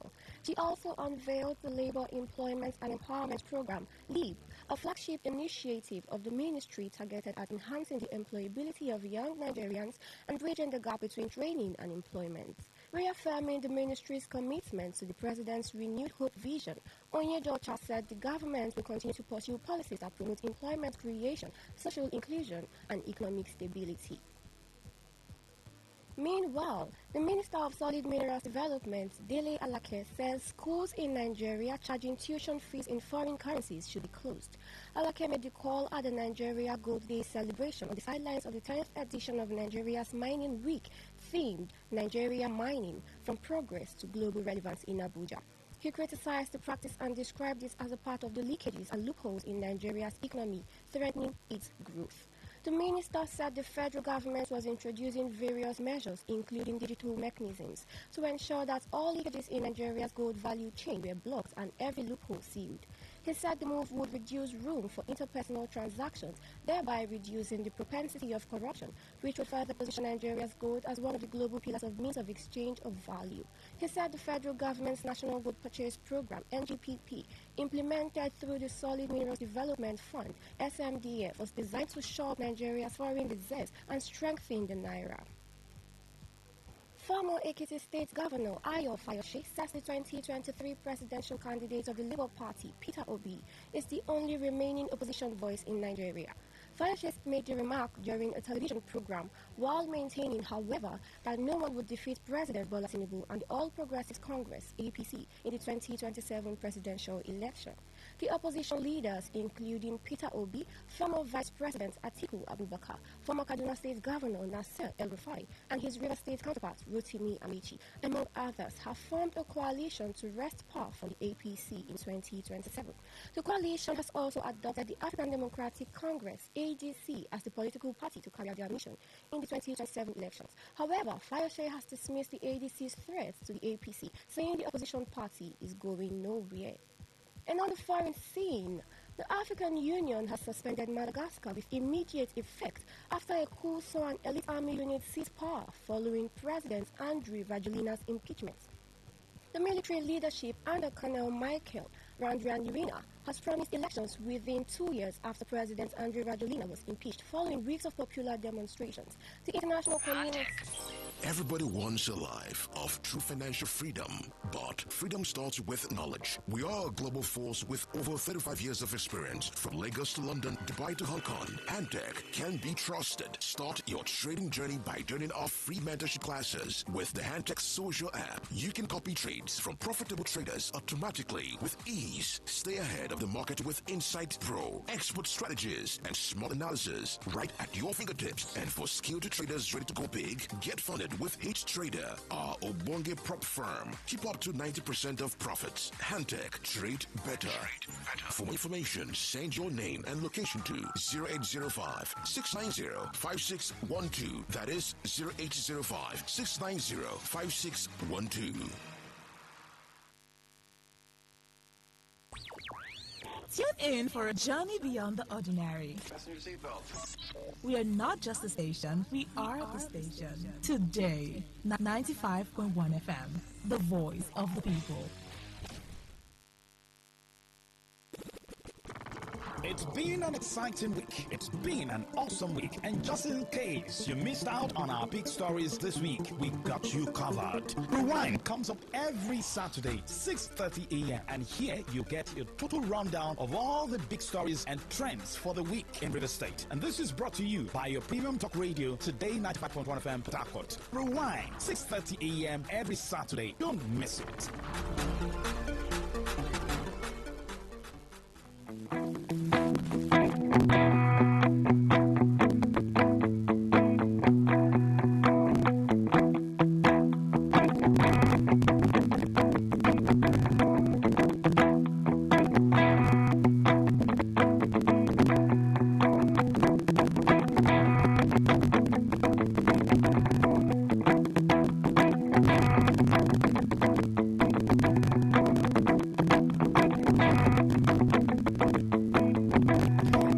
7 minutes past 10 a.m. You're still listening to Today 95.1 FM, Voice of the People. Guests in the studio, so I have presented them before we get back to the newspaper review segment of today's question, Today 95.1 FM, Voice of the People. So I have guests from Glorious Peculiar People's Assembly International in the studio, so I'm going to have them introduce themselves and then let us know. I actually came with good news, bearing glad tidings, and so after the introductions, we get into the good news that you've brought for me and, of course, for everyone listening out there, from River States, Nigeria, and the world over. So I'm going to begin with the ladies first. So I'm going to begin with the lady. Good morning, ma'am. Yes, good morning, wonderful presenter. It's wonderful to be here. My name is Dr. Mr. Belamata. Okay. Yeah.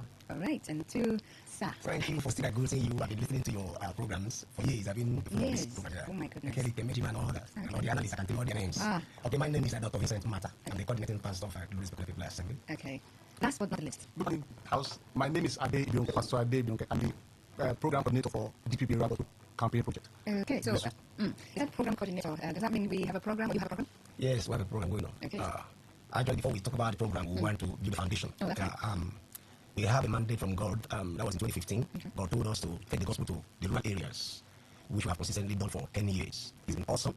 And not just preaching of the gospel, we take relief materials, we take medical doctors, nurses, and we give them free medical and then offer them drugs. It's been awesome. God's been faithful. So we've been to 10 communities in these 10 years consistently. So the program we're doing now is the 10 years anniversary of that rural gospel campaign project.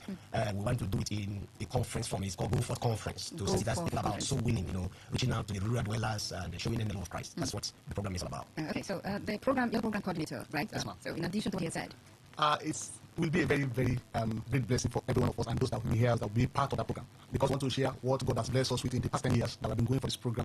And then we have people, our leaders, Christian leaders, are going to share with us, encourage us. And then we also want to share testimonies. And then we want to also have people who have been touched by our visits, probably to share their experiences. It's going to be wonderful. We are looking forward to having our people come to celebrate with us and to come and learn from what God has blessed us with. Thank you. So where are they coming? Okay, the program will be held at our church auditorium, Glorious People Assembly, at row 17 and SB. If you enter the row 17 and you will see a church there. I want to ask a few things. And the gospel mandate is given to many, but this one given to us in 2015 has been so peculiar. It has to do with the rural dwellers. If you get to the rural areas, you see the need, the enormous need for the gospel. Not only to preach just the gospel alone. As you minister to them in the spiritual dimension, you need also to look at their physical dimension. When we started, we were taking foodstuff, clothing, education materials for the children, for the widows, and all that. But along the line, we had to look at another dimension. That's why we now brought in. That was in 2018. We now brought in a team of medical doctors and nurses to take care of their physical health dimension. So while we minister to them on this area, spiritual dimension, we also see to their physical well-being. And it will surprise you to know that when God told us to go, one of the things that we become afraid because it's not an easy task. You can preach somewhere, maybe in the urban area in the town, and call for offering and seed, but that's not what you do in the village. I know that money has a way of, hearing the gospel. So we told God, I said, God, how are we going to do this? We're not going to ask offering from these rural dwellers. And God assured us that He's going to provide. For these 10 years, we have not taken offering. We just do go, minister to them, we don't take food when we go, everything, and then we minister to them, give them free medical, free drugs and all that, no offering. And we even announce it, there's not going to be any offering. In case anybody comes to say, holy bag, whatever, and then the offering, we don't take offering. So God is being so wonderful. So what we're trying to look at right now is to look at for partners, like those Christian doctors who want to be of a great help to the rural dwellers, to partner with us, to comfort, evangelists that want to go to the villages, to win souls, to partner with us, and anyone in any way to pray, to give, to go, whatever dimension of the three, that anyone can partner with us, we are calling for it. Because the rural dwellers need help. They need the gospel. So, I'm wondering, this particular conference now, is that this is going to mark the 10th anniversary of that mission, right? But it's going to hold in Port Harcourt, not in the rural areas. No, not in the rural areas. So I'm just wondering how, exactly. Okay. But why that? Why move away from the rural areas and then have this particular conference in the city? Okay, the truth is, this is where we're based. Okay. And so we want to call our friends, we want to call our believers to come together to see what we do. Just like the outreach coordinator just said here right now that we're now bringing so many people who are being impacted. Some of them are being empowered while they are there. Some people are here being empowered when they are one to the Lord, and one of the, having criminals who gave their life to Christ is here being empowered, with handwork, it's artisan work right now. So all of these people will come together where we are based. We are based at Glorious Equity People Assembly. But when we come to the outreach dimension, it's called GPP Rural Gospel Campaign Project, which is now an interdenominational community. Okay. You understand that? Okay. That's why we are having it here in Port Harcourt in Umau Pipeline, Route 17 precisely, and let's be. So I'll have a lady give us more information about probably dates and specific details, and then how people can be a part of this. Okay, so the conference itself is taking place on Friday 17th to Sunday 19th. So Friday the meeting is by 6 p.m. Then on Saturday the meeting is by 7 a.m. Then on Sunday we have a grand finale celebration where it's going to take place at 3:30 p.m. Right, so that's the timing for the conference. I also wanted to give voice to the timing for each outreach, because every year between 22nd, in fact every year 22nd, right from 2025, on the 22nd of December, we are not found in Port Harcourt. We go to the mission field wherever God sends us to, and every year God keeps giving us different communities to go to. So on the 22nd of December, every year we leave our base and move to community. So we stay in the community, we eat there, we go with our own food, with our own provision, everything we're going to sleep with, we go with this. So we stay with them, we minister to them, 23rd, 24th, then on 25th, then on 26th, we all come back together to the base, which is Port Harcourt. So we have been doing this for 10 good years, and there's been so much fulfillment and satisfaction. That's why the theme of this conference is called the joy of soul winning. There's so much joy, there's so much fulfillment, and the reason for this is basically because when you make God and heaven joyful, invariably there'll be a ripple effect on you that is the conduit through which that joy comes. Because Bible says there's joy in heaven, when souls come to the Lord. So when you are the conduit or the contributor, joy is being generated in heaven. When you're passing in heaven, you that is the person that is being part of that party will definitely have joy and fulfillment. So it's been a fulfilling time for us. Okay, so how can anyone listen, be a partaker or be in partnership with you? Okay, we have a number to send forth for people who want to be part of this, and the numbers are 080 98662823. Slow down. Thank you so much. 080 98662823. The second one is 080 98662822. The first is 23. The second is 22. So those are the numbers anyone can come to be part of what we do. And remember, the meeting starts tomorrow by 6 p.m. We're going to have Pastor Emeka David coming from Bayelsa State to minister to us. Then on Saturday by 7 a.m. just have a morning session.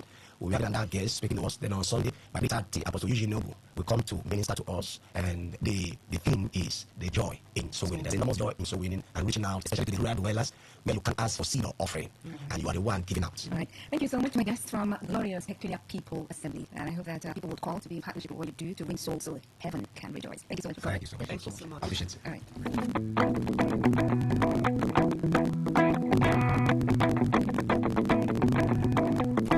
Stay informed, stay ahead. Tune in to Today 95.1fm for the latest news and exciting sports updates. Your trusted source for everything you need to know. Today 95.1fm, the voice of the people. 95.1 FM, voice of the people. And we're back.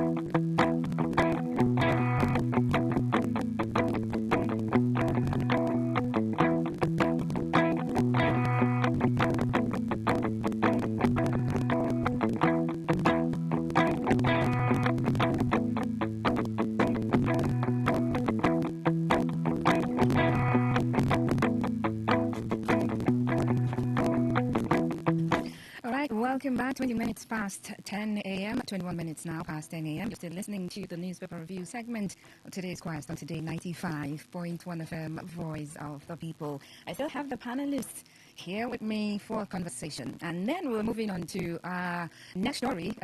I mean, you're listening to, if you listened earlier, you're listening to the audio clips I played for you. You heard this one. It's something from the FCT minister. And this one is taken from the cable newspaper. He said, those who accuse me of destabilizing PDP are now defecting to the APC. And he said something. They should commend me, not me for Sina, he, VK. They should commend him for doing, more like for creating the conducive atmosphere for every governor that's defected to the APC to have that smooth transition from, is it smooth? Well, maybe it's looking smooth from the outside because I'm here. Maybe not so smooth, but then again, that transition or that movement from the APC, from the PDP rather, to the APC. So I'm going to quickly take on the view of J.C. Williams, what he thinks about what Wike has said. I mean, because over time, it's been about, when you talk about PDP and the problems in the PDP, some people attribute you to Wike, one man, how can you let one man destroy the party and all those? And he's been accused of involving in anti-party activities and all of those. But he's still in the PDP, he hasn't defected, even though, well, maybe his interest is in the APC, but he hasn't defected. But we saw the likes of the Enugu State Governor moving from the PDP to the APC, and Bayelsa State Governor resigning from the PDP. I mean, does he deserve the recommendation for creating that atmosphere? Should he be commended? First, thank you. Yes, I want to join His Excellency. Yes, Wike. To say congratulations to him. Oh, okay. Yes, he has done very well for being a good destroyer. Yes, a few months ago we were here. If you recall, when the PDP said they have added former governor of Enugu, former governor of Benue, and former governor of Abia, Ibasu, as members of the working committee, and that they said here that day was the day PDP was buried.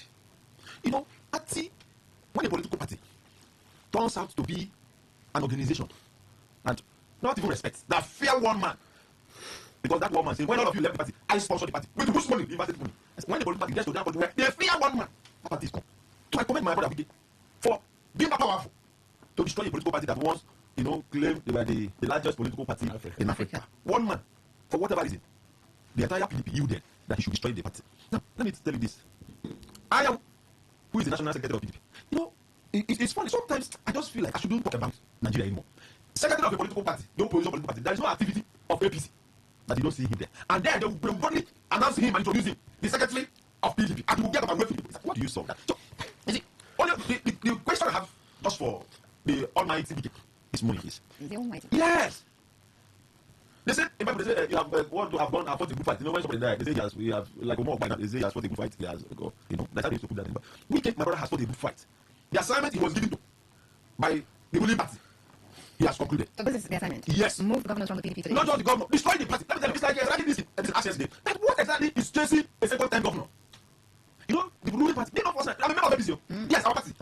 We are good at coercing people, putting fear. Of course, what about the we have? ICPC, EFCC, all that were there. Now, I tell you one thing. Or the question I have for my brother is, you have fought a good fight, as was instructed. Which party are you now? Is it not time that you now go to your APC formally, declare formally? Because I have never seen where an individual, they say in the house, because they say your brother is supposed to be the king, and maybe after whatever your brother says and God calls him, the next one will be you. You said no, it must be you now, because it's not you now. You want a higher box from somewhere. Oh, all of that agree with another family. So say no, if it's not me, it should be my brother. Instead, you should take it to your own family. You think you're doing me? 2027 will come, it will go. Now in 2031, that is when some of us will realize. You see that people are busy clapping. Clapping. People, there will be a time when you will know that people are just approaching you into oblivion. Why should it be that your own party, you say you built, and I listened to me yesterday. See, that the governors, the people who say he was destroying the PDP, now that they should applaud him, that they are coming into the party that he is assisting or whatever he put it, that he's working for. Now, it is no longer a secret that he has agreed that he's working for APC. Is the minister under yes, APC? Yes, no, I said, this one came from his mouth. So it's no longer a secret that he's working for APC. So my question is that PDP is now gone. It is obvious that PDP is gone. It's not time for you to return so that APC will celebrate you for a work well done. They don't welcome you back to fully in APC. Because as we speak today, I don't know that kind of political calculation. One leg in PDP, one leg in APC. You are head of APC, you are head of PDP. What are we talking about? What kind of character is that? So please, when I commend Wike for a work well done, I think it's hard time that he should come out bold to say, yes, I was succeeded. Now I want to join APC. I think the APC hasn't really done enough to get to that point where he would say, oh yeah, I am. As far as Wike is concerned, the member of the say that he will lead the campaign of President Tinubu in 2027. Yet you're a member of PDP. How do you make up? What sense do you make up from that of this? So please, my people to him is that look, for PDP is dead and buried. So now, for our brother to go to really mad, because all these governors that are coming, PDP has a program or a manifesto, I don't know, that the moment the government fight that governor because the leader of the party. You understand now? So I want to maybe and my Governor Fuka, is not there because they have not wanted him to move to APC. Because if he moves to APC, he will not be leader. So it's better he remains where he doesn't know, so that somebody will continue to be a leader. Yeah, it's a very funny reason. So let our brother, yes, formally, because if he defects to APC, and Fuka, of course, he will be instructed not to defect, so that somebody will continue to be a leader. Let him come to, the highest ranking serving political appointee in the state, where governor is not a member of the ruling party, become the leader of the party. Yeah. So Governor Fuka, like as peaceful as you are, like you say you are, remain the PDP that is dead. So that our brother Wike can formally defend to APC and then assume the full position of the leader, so that he can anybody address him. No more my Oga. You can add both my Oga and my leader. It will be clear to us. Okay. Well, can I make some contribution? Of course. I hear my brother, Mr. Williams, what he's saying. But we need to be careful about what's going on in the country. If you notice the defection by different interest groups, political office holders, from PDP, from NMPP, and sometimes from Labour Party to APC, seem to have more occurrences in the south of Nigeria, especially the Niger Delta and the southeast. At least in the southeast, a whole region has been overrun by the APC tide. And you sit back and say to yourself, what the hell is going on? In the Niger Delta too, only one state is standing now. Only one governor is standing as PDP, even though nobody is sure if it's PDP or APC anymore. The point is that there are lessons here. The governors are pulling the rug from under the feet of Nyeso Wike. They're making him irrelevant. By changing to APC, his ability to market himself to the president of the Federal Republic of Nigeria and the leader of APC, President Tinubu, that market value drops. Because if all these states are APC, what are you going to sell to Mr. President? He suddenly loses market value. Two, in each state, the governors are taking back their own security instead of allowing one man to become a threat to their stability. Sometime last year, Nyeso Wike, our brother Nyeso Wike, the Federal Capital Territory Minister, threatened to go to Bayelsa, and the arrangement was so much chaos. And so, why? He was going as PDP to campaign for APC. Now, if he's going, he has to pass through the governor, who is now the leader of APC in Bayelsa. The ability to threaten sitting governors with federal might is no longer there, because they are not part of it. So the governors made their calculations, it seems to me, and says, hey, the one thing these people can do to derail our capacity and our political relevance is by using federal might under the cover of APC, that we are no opposition party PDP. So let's take away the opposition tag. If we move into APC, we automatically, as governors, become the leaders of the party in that state. And if we are leaders of the party in the state, why would the Wike come to campaign there? That is why Fubara would not defend APC. Why would they come? Why would it come? So the commotion that usually Wike would generate, public interest and so on, that he would generate in going to Bayelsa or in going to Akwa Ibom, all of that is lost because the governors themselves have taken back control of their state. That's strategic thinking makes that possible. The other thing, first, and this is important for our listeners, we seem to calculate that governors represent the interests, the political direction and choice of their citizens in the states. It's not true. The governors, we saw in the 2023 election that what Rivers people voted was different from what their governor wanted. And that's how come in the open we saw the result sheets being cancelled and rewritten. Okay? Now, let's not forget that the citizens are not judging for alignment. They are not judging who to follow based on who is there. They are judging by how their condition, their material condition, makes them feel. Are they better off? Is their job secure? Are they benefiting from the so-called Naira wash that Tinubu has released during his tenure? So the result, the answer to those questions are no, on all counts, as it affects the ordinary citizens of this country. It's only the political elites, the governors, the local government chairman, the House of Reps people, the House of Assembly, the Senators, who are benefiting from this Naira wash.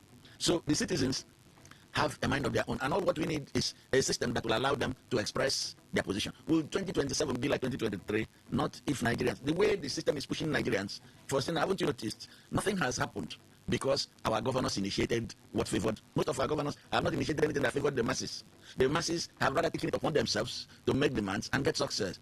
Governor Fubara, at the last minute, was left stranded on the beach like a big fish out of water. It was the citizens of Rivers State, through the dedication of Rivers Women United for SIM, who didn't fire one shot, but kept their telephone line with God open. Their mere presence on a weekly basis saying, we do not accept the sole administratorship, upsets the power establishment in Abuja. All of them, neither the National Assembly nor the presidency, could overpower that civilian, consistent action by Rivers women, who said they stood in clear opposition without being violent, and their direction was clear. They want Fubara back. Okay. The people in charge of state capture in Abuja had to surrender. So in the end, the way citizens determine to act will change the direction of our politics. All right. We'll still come back to that line of thought when we get to opinion poll conversations. So, Engineer Nikai, at this point, do you think Wike should be applauding himself? Like, I've done a great job for the APC. by maybe paving the way for governors to just move from the PDP to the APC? The Superman, Superman, the Minister of the FCT, to him, he has done well. But to ordinary Nigerians and to the PDP, it has a political party, not an individual household situation. When we talk of the PDP, I feel pitied the way politics is played in this part of the world, especially in Nigeria. That you see a formidable party who has ruled this country for how many years? 16 years. Yes, for 16 years. That has their roots all over the 774 LGAs. That has their men and women and their youth all over the country. Should be allowed by just one man to boast that I built when no one was there. And I can also destroy after I didn't get what I wanted.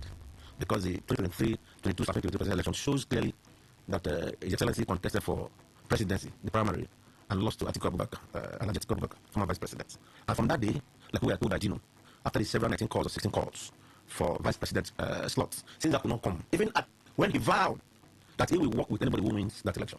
To the other, we found out that APC cancer, first stage, the stage of death, which I will not go, not me per se, but that is where the man is happy that his celebrated people are going to. And I ask the PDP back a question now. PDP, the political party who over time was the pride of Nigerians. What is happening to that party? Governors are taking back their territories, having more power. They are now reducing, like Alpha said. Truly, that is the truth. Why it was so powerful in 2023 was because it was able to sway differently from that APC, from PDP. Today, where can it sway again? Because if at the end of the day, catty to them, the expectations of governors are in the APC, where will you go and sway again? If you come back, it's only in the state that has his good son that can come back home. But from there, you can't go to another state again, outside the president giving you directive. So I don't know how he's playing it. But without he's playing it, it's betterment, fine. But for me, he's reducing his power of negotiation. Okay. Because tomorrow, it's what you have. I want to demand for it and you use to negotiate what you want. Last time we saw, after the elections, the manipulations of figures and the issues and everything, it was given the Minister of FCT. What happens tomorrow when possibly the president will have to work with the governors? And the governor of that state, Samuel will be called upon to do whatever will happen to 2027. And that will now put an end to the flagship or to the reign of this person. But I pray the PDP should wake up as a party. We have elders. We have elders in the PDP. We have a lot of people in the PDP that can talk into these people. We are following every day. We are going back every day. Governors are moving. What are we doing? And their convention is just a month away. What are they going to elect? Who is going to participate? I see they are changing the new state governor who has defected the position that they held in the council. They are changing it. What is going on with the PDP? Let them sit back and think and allow democracy to thrive in Nigeria, not a one-party system. Okay. Well, for Sina, I don't know. I think the SCT minister got it all wrong. He said that those that were accusing him of destroying the PDP are now coming to that particular party. They said he was working for or supporting. The one is better. Those people that were accusing him, according to him, the one is better. They have now come completely defected from the PDP and moved to APC. They are APC members. But it's still nobody knows. Just as my people will say, you are a bat. We don't know whether you are a bird or you are an animal. So which one are you? Is he in APC or PDP? As far as I understand, he is struggling between the two parties. And those who, even if, as he said, that people should now indeed maybe celebrate him. No, he shouldn't be commended. He shouldn't, because, see, it is very shameful for anybody to open his mouth and say, I give this commendation to SCT minister for destroying the PDP. Is that person not shameful? That one man is able to destroy a whole party and you allow him? Where has it happened? Even the president, as it is, cannot just destroy a party. Whole scale. Well, sorry, but you're thinking in terms of standard political parties. Since 1999, we've never had standard political parties. We have owner-occupier parties. Right. These parties don't have membership. Okay, so see, for me, I understand what he's saying. However, for Sina, if you mention it, that the parties we have in Nigeria are not standard ones, those who are members will tell you don't know. You're not a politician. I have said that severally.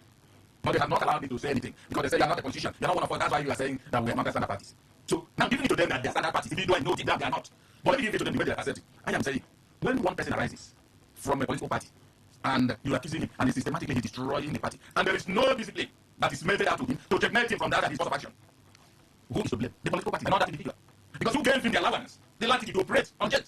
So I don't think anyone will even have the face to commend him. Because when you have come, you are coming to rub pepper on me. I will never commend you for doing that. And that's what he has done.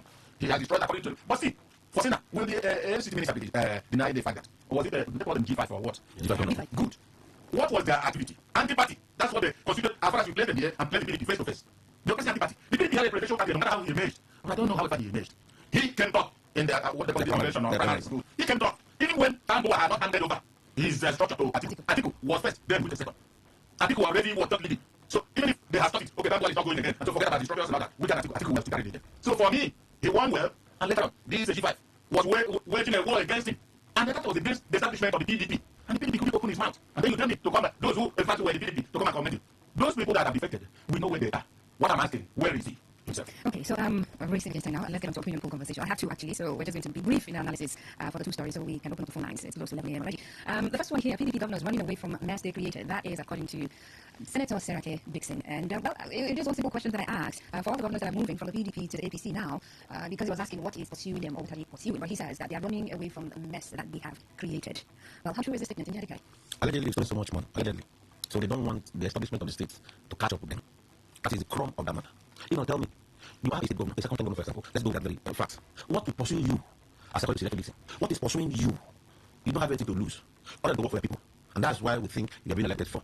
But running after the ruling party tells me what? No, I have corrupted Siriaki, or whoever is running, has corrupted the system. And because he knows, because he knows that the establishment must come from him or her. So he will decide to defect. Remember that Adam Shomole said that if you leave your party and come to APC, that you are saints.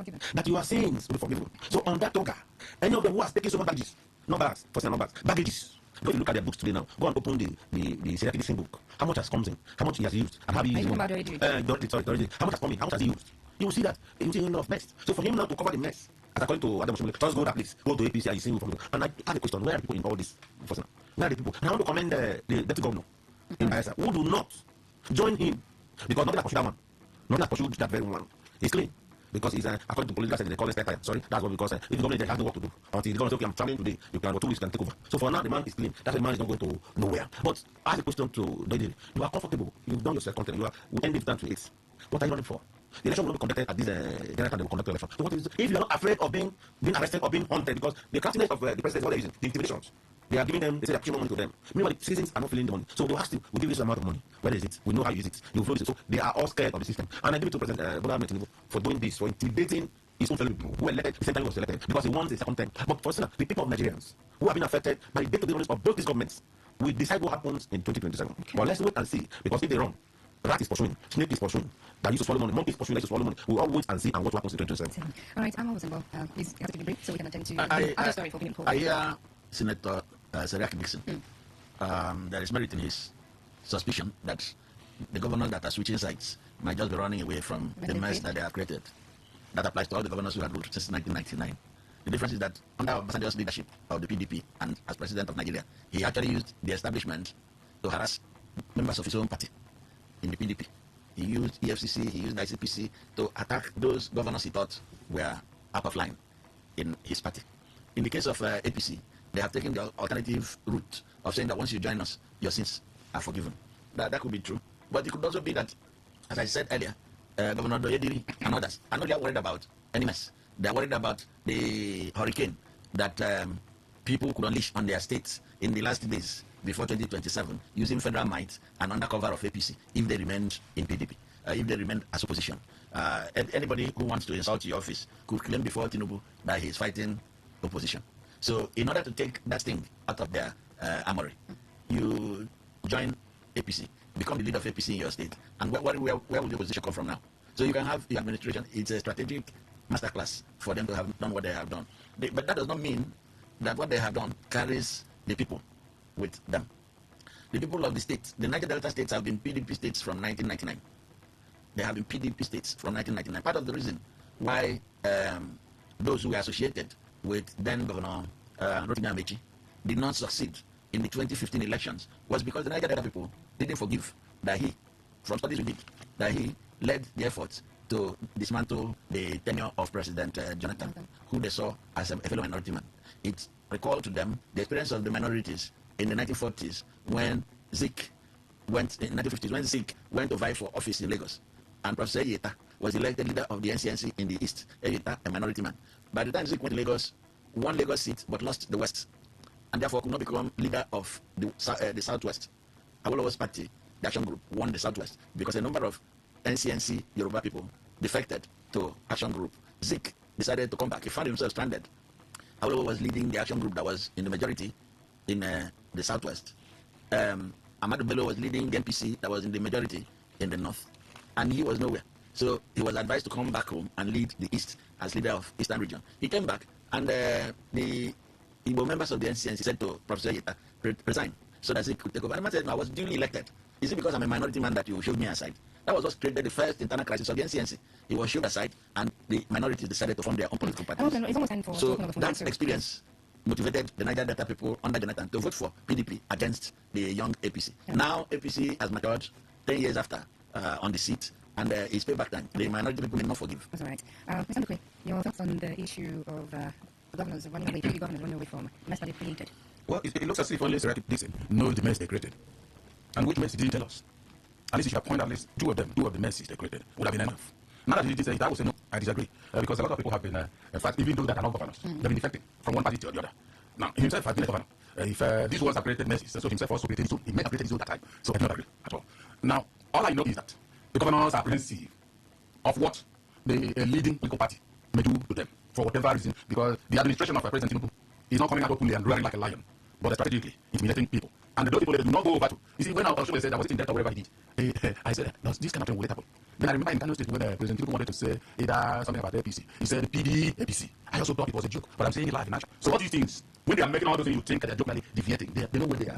So for me, if you leave and go to APC, you are essentially will be forgiven. Okay, so finally, let's look at this last story for people. We're going to do this very briefly, and then open the phone lines to take calls and, of course, read messages. So the APC is saying that the governor's elections approve APC's plan for a one-party state. And I'm asking the question, are we headed there? What would that mean for democracy in Nigeria? I mean, is it APC's plan that we have a one-party state in Jamaica? I am not saying it that way, because at least for today, we still have 9 PDP governors, 1 NPP, and 1 ABGA, and 1 Labour. So we're not heading there. I'm not too sure we are going there, but by and large, people of the Nigerians will do the voting. The common Nigerians who are hungry on the streets.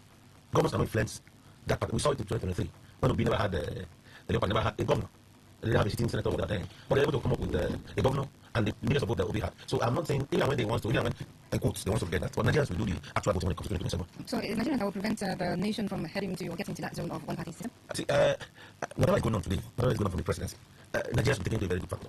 Because even when they come to the APC and formed that alliance, or they say 30 or thereabout comes to APC, that has also given us a one party. Because don't forget, when the election comes in 2027, things may also change. And I can assure you, other parties can also win that election. It's the people at the particular party. All right, and I remember the information minister saying that their party would get about 30 states come 2027. Will they have many? 30 states.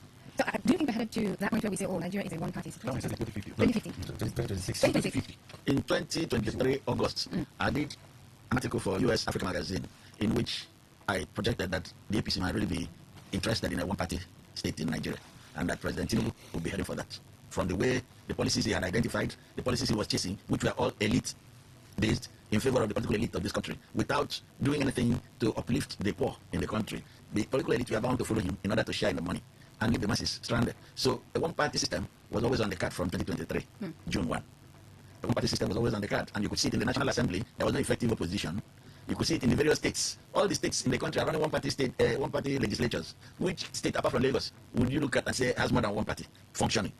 You don't have. So anybody who is debating that is a dull question. It's already done. But the question, what we should be saying to ourselves now, is it possible that, like it happened in 2013, the big tent theory will work again, where they say it's only the big tent that can unseat a big party? That's part of Tommy's theory. Or is it possible that the Nigerian people can vote against big parties and decide to go wherever people of proven integrity are going? That is a challenge before Nigeria. And people like us who supported the obedient movement in 2023 are saying to the obedient, we don't need to wait for election. We need to start now making demands on the establishment of what we consider to be the right path for Nigeria, so that P2B or no P2B, the obedience scale of values will dominate Nigeria's politics, because majority of Nigerians from the north to the south, from the east to the west, are dying for change. Okay, so let me briefly the views of Mr. Ndukwe and then open the phone lines. Okay, so they said it's 2026. APC will control 30 states by 2026. What is it you're talking about? I mean, it's the APC talking about the fact that it's been a plan of the APC to lead Nigeria to a one-party state. I'm asking if we're headed there. Well, it's always a plan of every political party to have others crossover. You remember that, I can't remember the exact year, the PDP had many governors. Others were the other political parties that had one in Nigeria to have the state. See, the problem is just this intimidation. Every administration has it. They'll be intimidating the opposition parties. And that's why, for you to be forgiven, it's not the opposition may have been the first person to protect it aloud. But others just keep quiet and then you read it from their body language. Now, I don't believe the ADC. ADC is looking for a way to paint APC black. And if you give ADC the opportunity, then also believing more than APC, I'm telling you, none of them will achieve anything useful. Because Nigerian politics is steeped in selfishness. No enmity, no permanent enmity, no permanent friendship. But interest is permanent. Forcing how do you listen to that and decode it? That means you will be operating selfishly, and that's what APC is doing. Let others calm down. When they leave this thing, because certainly they must leave from there. No matter how they believe. When the PDP was there 60 years, and they were able to manage 16. So the APC is also struggling to manage the 16, maybe. But one day they will leave, and another one will come, and then force its own fang of wickedness, because that's what all of them are doing to the people. All right. Okay, time for us to open up the phone lines and have you join the conversation. And then I think I'll begin from the from Facebook. I'll read a few comments on Facebook from the general post, and then I'll head over to the phone line and take your calls. I think what on Facebook says, my Tinubu administration constructing roads to last for 100 years. Okay. No construction company will construct roads that will last for 100 years, because if they construct roads that will last for 100 years, they will be out of business. Malibara says, Dr. Mrs. Oil, Libera, where democracy fights decency, discipline, etiquette, rules and regulations, laws and order, essential ingredients for building a representative government. We cannot afford to let democracy go down the drain. We must say the truth. If we don't, okay. Reference a particular story, right? Thank you very much. Good morning to the FM family. The resignation of Governor Doidi of Bayelsa State from the PDP is a clear sign of the party gradually fading out. The remaining members of the party have realized that there is nothing good or significant the party can offer again, hence the mass resignation and defection. And conclusively, the state credited to the information Minister Idris on APC including 30 state by 2026 is not only enough. APC, through its government, should be able to deliver dividend of democracy to the people through people-oriented programs and projects. Good morning, Presenter. Affections democracy without opposition dictatorship. Dixon. I totally agree with Dixon, and this is where Nigeria is heading to. It's unfortunate that we now have self-centered men and women and not politicians. They only think about themselves and not for the good of people. One more and then move on from here. Kingsley Akotobi says, democracy without opposition is dictatorship too, and nothing about the truth. Let people do some calculations and see if the government is taking them to the right direction. Okay, so let's move on to the opinion poll post. A few comments there. What was that? If the PDP governor is defected to the ADC, will it be the same narrative? Oh, okay. Everyone knows whoever is saying that the PDP does so with risk of being fed the example and never the ADC treatment. But that's option is affecting to other parties, preferably APC, since ADC is just a nascent party that has no roots. And then Reginald in here. Moses says, good morning, Fatima and yes, I agree with Senator Dixon. Because they created a mess by allowing one national party. The ABC is taking advantage of it to Nigeria, a one-party system which may work for them. Talking about democracy, I believe that Nigeria is not practicing anything called democracy. Okay. And then, good morning to the panelists. My love Senator Dixon is increasing by the day is totally correct, and that also goes to show how politicians have destroyed democracy in Nigeria with lack of ideology, but time shall tell. All right, so let's take a few calls. You have a minute, so you call in, go straight to the point, and then please wait for the next caller. Hello, good morning. Good morning, Fatima. Hey, you're welcome. Mataya calling you from Norway University. Good morning, guys. Good morning. Good morning. Yeah, thank you. Let me congratulate the former governor of Rivers State of just a week of showing the Nigeria politicians how to play anti-party. I commend him for that. Another thing is this. I think these governors vetting, there are only 36 governors in this country. The masses are more than that. And why they are debating is they don't have the power. They don't have anything to show for the people to follow them. So based on what they are committing in their office, they are following the ruling party so that their sin can be forgiven. All right, thank you very much. I don't know what you said of committed. Hello, good morning. Hey, you're welcome. Yeah, fine. I give you in the studio. Let me get on the he said the for under to be the to Lagos for national activity. So they are going to they are not doing the same. So nobody should complain much about this. Even if it is the government to be when they are controlling his point is that nobody can capture. I mean, that's his point. Hello, good morning. Morning, Mr. Fatima. You're welcome. Yeah, good job, guys, in the studio. How are you? I'm fine. Morning. Yeah, Sister Fatima, governor of Bayelsa said defecting, resigning from the DDP. My guess is it's very shocking news because I already know this before now, and more are even to defect or even resign from their political party to join the APC. But that's the only party for now that they feel can protect their interest. Because they do not have the interest of Nigeria has had. There is nothing that you can show them to show and government that they give for the money they claim they represent. So, and to cover what they have done under, they feel that the only way or the only place they can go and they are staying will be forgiven according to Adam Shomole. So nothing more. For anything, they connected to data. What about their data? I'm telling you that you don't need to connect to data. Right. So they are the citizens of the book, right? That's your time. Thank you so much. Hello, good morning. Hello, good morning. You're welcome. Thank you. I greet all your questions with you. Thank you. Good morning. Thank you, sir. Well, Fatima, the discussion of governors, the federal government is coming up to use with inflation stories about the rate of coming down and the economy boosting, all those things, to try to convince the people maybe doing that. So you don't think the inflation rate is... Oh, absolutely not, Fatima. It's nothing of the sort. For a politician come out to land and then they go, and relax and allow to travel, run around with their life. I wish we can criminalize them lying by this way that you have to be a criminal offense if you want to say something that is not. But all these people, I think the people of Nigeria can this go out, give them bring the governor to come to them because they have something that they can use on their agenda. But if the people, they are just defending what their president, but if the entire people, they don't say this guy that no people will not happen. Just because only the governor will just move. And the state will come to KDP. Thank you very much. Hi, good morning. Hello, you're welcome. Good morning. Welcome, Dr. Chris. Thank you. Good morning, Peter. Hello. Good morning. Good morning. Now, the end of the election by the governor and the governor simply depicts that the 2027 election will not be fair and transparent. That's what they want to win by the federal might. It's simply that. If it is going to be free and fair, no problem the governor will defect. Everything is the counter one that has the policy station. Again, the likes of Wike himself, they are embraced to modern democracy. The shenanigans they play around politics. That's what shut up. That's politics. I mean, it's politics. And it's not something I want to say that is race. Those are politics. The kind of politics in this kind of democracy is a big shame to all of them. Okay, be kind. Will touch them. All right, please. Thank you very much. Hello, good morning. No, I'm going to the election. Go. I want to commend the Bioland for watching that shot of the Minister of Finance. Because many people are people about the man who think the man is dead. Couldn't kill it. He was killing the lady that thought the man would never survive. I was surprised to see that man picture in that man video. So thanks to Bio. And then about the weekend, I give that recommendation because some who thought he required the party that didn't party well. I've already party for him. So I am sure I will be able to do that party and sustain it. But I'm sure it's going to be the calculation that we want to go back to all the just like it happened in the before in Western region. Who to let the NPC to form a central government. So it's not badly. I'm sorry from the part of the university. Thank you so much. Are you speaking on behalf of Rivers people or a segment of Rivers people, your family or something? You can say you're proud of him, of what he's done. But then again, you know how people can be apprehensive, or sometimes they hold time in perspective because the pictures are not painted clear or clearly. This is not the first time we're going to see stories of a government official, they say sick and then they hide him, and at the end of the day, they come back. That's it. So you don't blame Nigerians for, jumping on certain narratives until the pictures are painted clearly. All right, so let's read some messages beginning from the SMS portal before we wrap up. Good morning for Senator Panel. That's government. I don't understand. Debating because of inflation drop that is not visible. Very fortunate. Mr. Dennis, okay, so you don't think it is No, it's not joining APC. It's fine. He'll be here tomorrow. Okay. Good morning. Okay. Okay, this is a little too much. Hello, I'm presenter. It is only the... Okay, I will clap hand for a city that is a TDP member. Thanks, Russo. Okay, greetings. The city has made its last party politics, like Tigger said. Its market value increases right now out of 100%, it's just 30%. And the more the day goes by, the more it keeps depreciating. I believe that he has started regretting it already from Abraham Chimino. Well, I mean, he's a politician, and then they come up with something new at every point in time, so maybe he has other things up his sleeve as well. Good morning, all concerned. Concerning the defections, what shocked me most was the defection of the I just want to make common sense.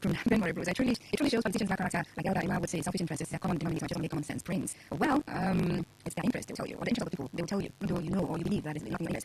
Good morning for some others. PDP not seeing the final job of the sleeve, because it requires now one man to overrule them or to destroy the party. Well, it's good for them, but my advice is they should also be careful because the man K didn't get what he wanted. He will also bring them down because the kind of okay, Mr. Eric. Alright, so let me go on WhatsApp. I'll take a few, and then we'll wrap this all up. Okay.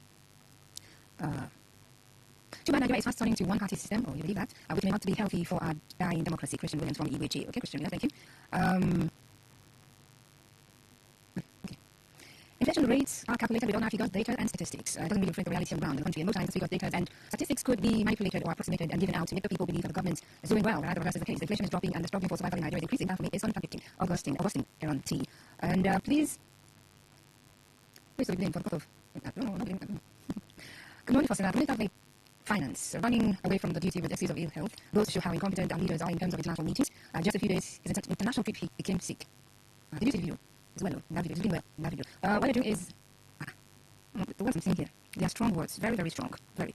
Good morning, Faustina and panelists. On Monday, medical trip to London. I'm really surprised that our political leaders used to hide their medical trips from us. Every man went and told the whole world that he has provided all necessary food stuff for his family to be able to enjoy and any type of food they like, whereas he has not. Whenever he's hungry, he will just jet out to enjoy himself without letting anyone know where he's going to and what he's going there to do, because in reality, he knows there's nothing in the house to eat. Okoro, I sent that one in.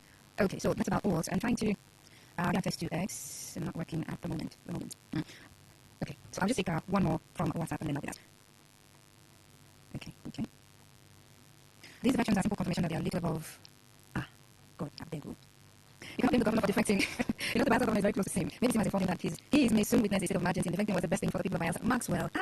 What is this? Okay, your political calculations. I don't know where you got that later from, but that's about it. But let me get the final words from panelists here in the studio as we wrap up the conversation. This morning, I'm going to begin with Engineer Kiarom Richard Ekai, MSE, 2019 WC candidate for the Secretary concerned the patriotic ex-government candidate of River State. Should I draw it? G1.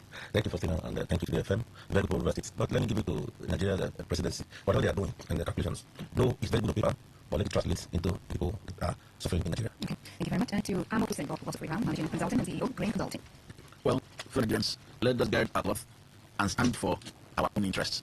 Let us not rely on politicians to serve our interests, because they will not, unless we push them. Let's keep pushing. If Rivers Women United for SIM could be steadfast to generate a change, in fact, we, the people, can generate a change in our various wards and in our various units. Right. That is what Nigeria needs to change. Thank you very much. And thank you very much, Faustina. Thank you, Nigeria. All right, and earlier we had J.C. William, legal practitioner, German Rebels Link. Thank you so much for joining us in having this conversation today. And that's our show. Today's question, Today 95.1 FM, Voice of the People. Kelly will be here tomorrow. All right, so keep it locked on that, 95.1 FM. Thank you so much.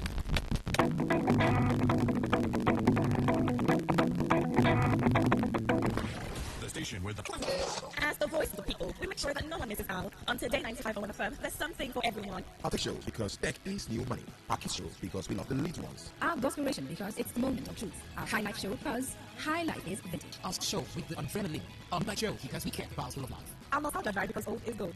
Our show for young people because Gen Z code is on. Our Pidgin Bit because Nanajam Day. Our Book Review because books are a mirror. Our Big Stories because big things only. Our health shows with seasoned health experts because we care about your health. Our eyewitness reports because we want to hear from you. Our regular shows because Rastafari.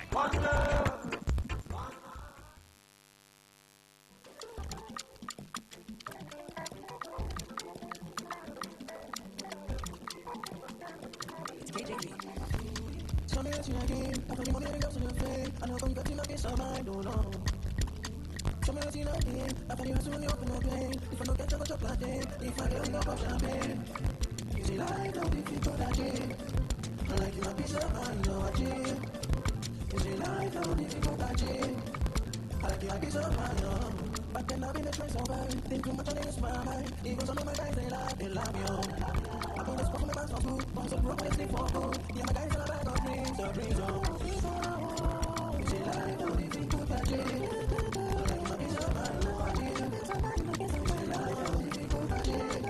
I like my piece of mind,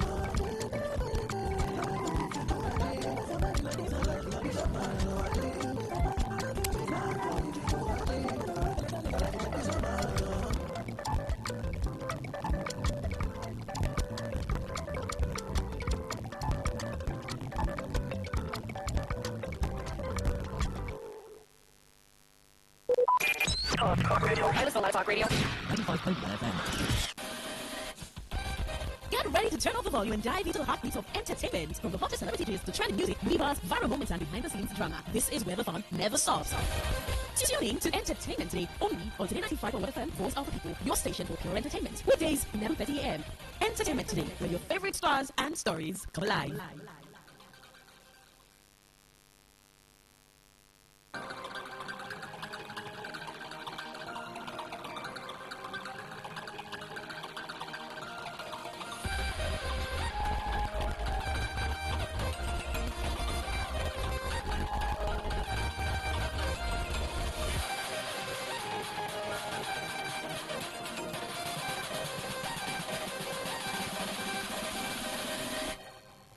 Thank you so much for joining me on Entertainment Today on Today 95.1 FM, Voice of the People.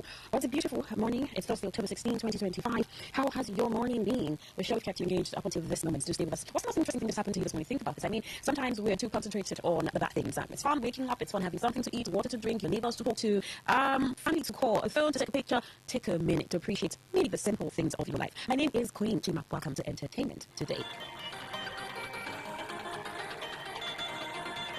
Well, the first thing on the news where bookmakers say Irish singer C-Mart is the front runner with her third album, Euro Country, which blends stories of loneliness and national identity with piercing humor. She's followed by former winners Pop for their unexpected comeback album More, and Irish band Fontaine CC for Romance, which saw the alternative act cross over to mainstream. Other nominees for the Album of the Year award include pop artist Pink Panthers, singer-songwriter Jacob Allen, and folk musician Martin Carthy, who is at 84, is the prize's oldest ever nominee. Carthy, who gave Bob Dylan his first tour of British folk clubs in 1962, is nominated for From Me, Then Into Fish, which reevaluates his songbook from the tail end of a 60-year career. With a nod for their recent album in France, the declaring rock band Wolf Alice had now been shortlisted for 4 of their studio albums. They previously won the prize in 2018 for their second runner, Record Vision of Life, and hometown hero Sam Fender will be hoping for local advantage. The third album, People Watching, a still-eyed dissection of working class life in the North. This year sees the ceremony move from London to Newcastle, following in the footsteps of the Mobile Awards as part of a new partnership with Newcastle City Council and the North East Combined Authority. It's the first time the ceremony has taken place outside the capital since it began in 1992. Next year, the Brit Awards will also be London, moving to Manchester. We've always had the aspiration to move the Mercury Prize, in particular outside London, because it's a representation of the best music of the year from across Britain and Ireland, says Joe Twist, chief executive of the BPI, which organizes the Mercuries and the Brits. Celebrating that time from all over the country was part of the thinking. Highlighting recent success stories from the North East, including Brit Award winner Jade and last year's Mercury Prize recipient English teacher. She says the music industry is taking a big push to decentralize. Talent is everywhere, but opportunity isn't, she says. So it's only right that we bring these large-scale shows outside London to show there are opportunities within the music industry without having to move city. Well, Taylor Swift's The Life of a Showgirl dominates the Billboard Hot 100 with every track landing in the top 12 for a historic clean sweep. This album is so mid. Critics said she's done better. Fans agreed with The Life of a Showgirl dropped earlier this month. Fast forward a week and Taylor Swift just topped the entire Billboard Top 10 again. For the third time in her career, Swift has claimed every top spot on the Billboard Hot 100, proving once again that when she drops, the entire music industry listens. Billboard Hot 100 ranks the most popular song in the US, based on a mix of streaming, radio airplay, and digital sales. Each component contributes to a weekly point system that determines chart position, simple versus on. The more people stream, buy, and play your song, the higher you go. Taylor climbed and declared the bold. Her new album, Life of a Showgirl, made people history this week, with all 12 songs from the album securing the top 12 spots on the Hot 100. It's a full sweep that's never been done before. Leading the charge is The Fate of Ophelia, which debuts at number 1. It is feels familiar because she's done it before. Sweep became the first artist to occupy the entire top 10 with Midnight in 2022, then outdid herself with The Touch of the Poets Department in 2024 when she held down the top 14. Now the Showgirl is back to doing the same, release all the songs and not stop charting. The album dropped on October 3rd and immediately launched to number 1 on the Billboard 200, which made it her 15th chart-topping album and officially surpassed Jay-Z for the most number 1 albums by solo artists. The Fate of Ophelia alone ranked up 92.5 million official US streams on 1 week and is also the highest single week streaming number since Billboard started tracking spinning only performance in 2020. That brings Swift's career to a total of 13 Billboard number 1 singles and 69 top 10 entries, the most of any female artist in Hot 100 history.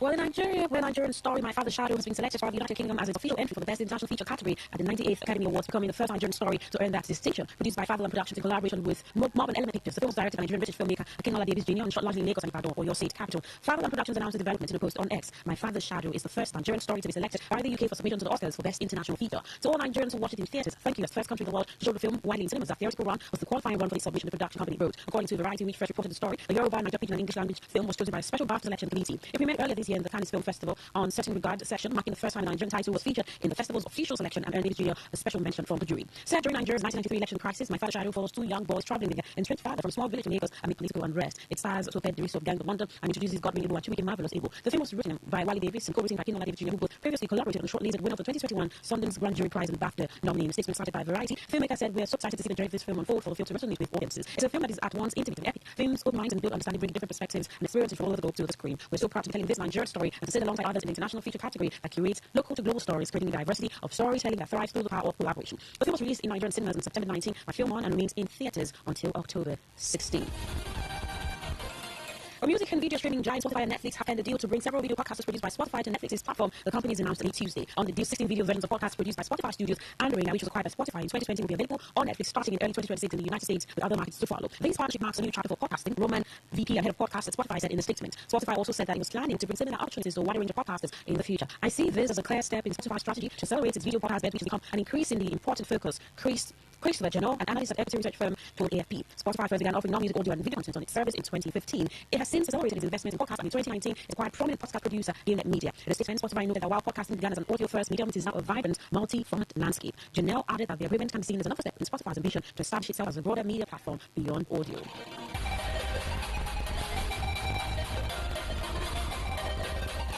Well, this jockey on so Temi Song Adju for popular DJ Big and expressed concern over what he's described as the worst decline in Afrobeat's global influence in 2 decades. Speaking in a recent interview with Eco Room, DJ Big blamed both artists and music executives for compromising the genre's quality in a quest to appeal to international audiences. He criticized the increasing dilution of Afrobeat's original sound, saying it has resulted in less authentic and lower quality music that fails to connect with global listeners. The uniqueness of Afrobeat is what made the world fall in love with, he said, stressing the need to preserve the genre's authenticity. Citing journalist Joe Akon's views, DJ Big argued that exploring an inauthentic product is unsustainable, noting that no one can beat Americans at being American or making hip hop. He also highlighted the issue of rising performance fees among Afrobeat artists, which he said have made many acts unaffordable even within Nigeria. DJ Big urged Nigerian artists to reevaluate their creative direction and pressing models, warning that without a shift in approach, Afrobeat risks losing its hard-won global prominence.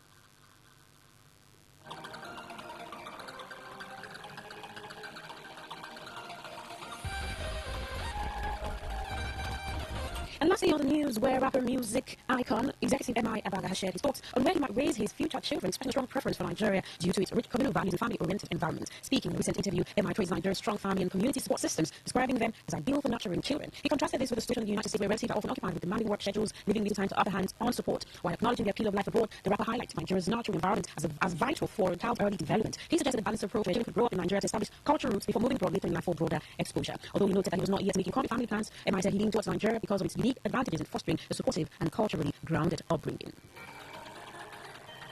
Well, you're still listening to Entertainment Today 95.1 FM, Voice of the People. Over time, people talk about the communal living in Nigeria, the cultural influence on raising a child. While some people are beginning to question certain practices as to flogging, you don't have schools, we don't flog kids, and some people saying it's important, then I mean, sometimes use the cane. But communally and culturally, how would you describe raising a child? For M.I., the rapper and music executive, he says, I prefer that my kids are raised here in Nigeria, no matter what. Yes, there's an appeal. I mean, the appeal of living abroad, but despite the challenges that we face here, we still have the best practices when it comes to raising children. What are your thoughts about this? 0701-9339-962. That is 0701-9339-962. You can send a WhatsApp or text message to that number. That number is 0701-9339-962. Send a WhatsApp or text message to it. Now remember that you can also double comment on Facebook Today 95.1 FM and give your reactions to what M.I. says. I like communal living. I like how communally together we are in Nigeria, and it's important to raising a child. I appreciate appeal outside of the countries like the US, the UK, but when it comes to raising a child, it's culturally relevant to raise a child here in Nigeria. What are your thoughts? 0701-9339-962. You're still listening to Entertainment Today on Today 95.1 FM, Voice of the People. Do stay with us.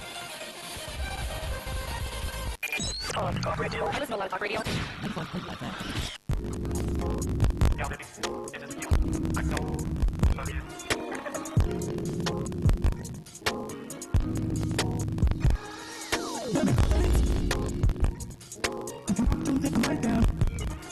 just want to tell I love you.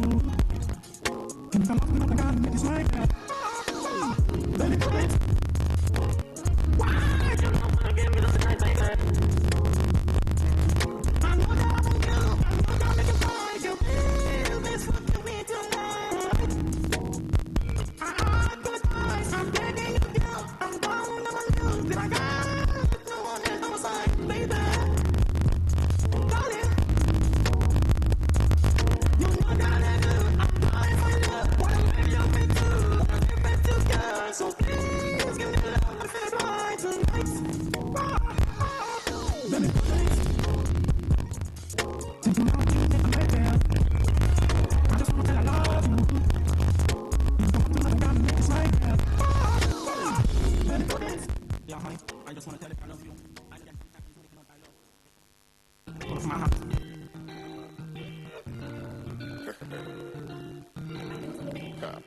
Stop every day as well.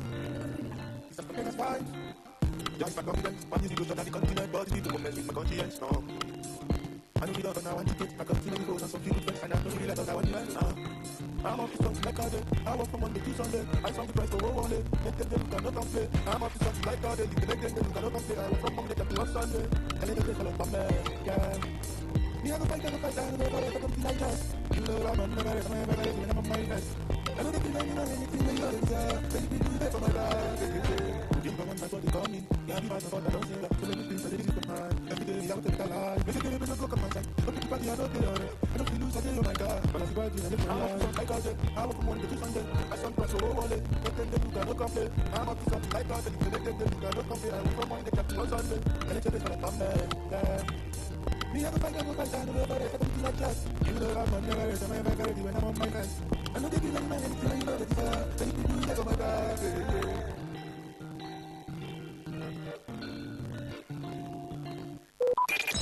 Talk radio. Hey, listen to Talk Radio. 95.1 FM.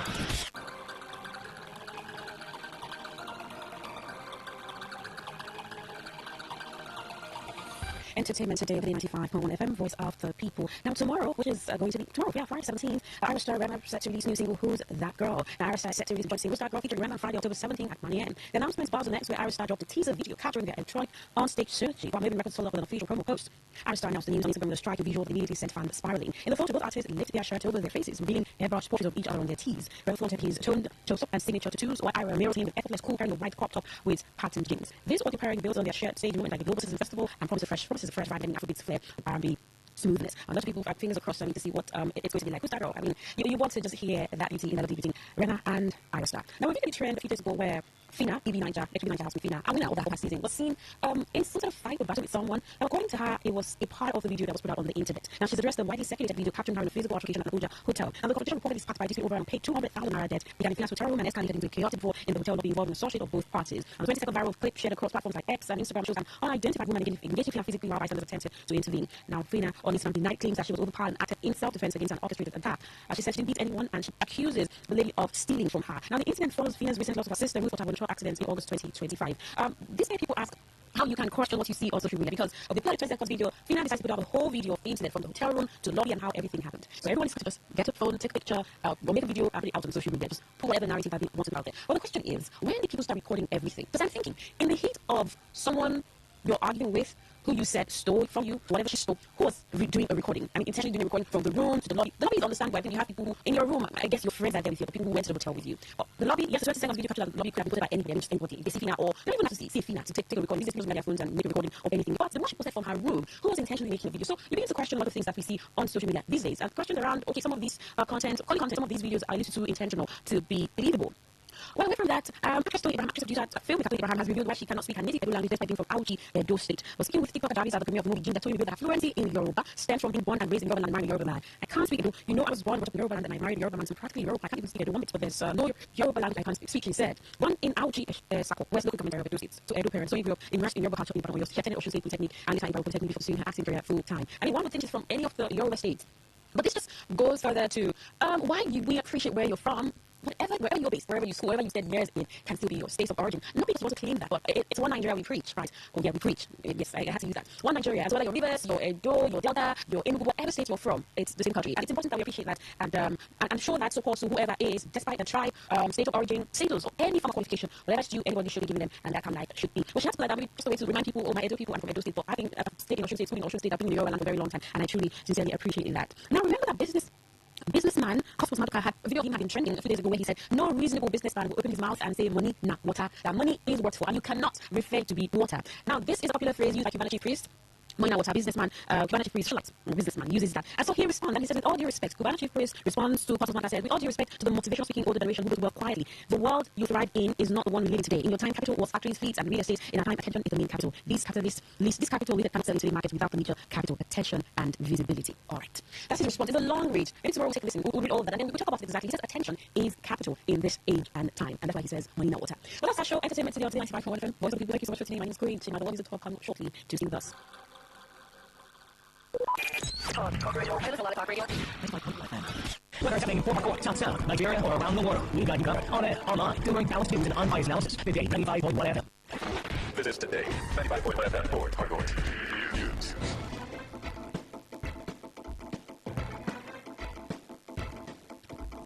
Good afternoon. This is the world news on your premium talk radio. Today, 95.1 FM Port Harcourt. I'm Queen Jima. Headlines.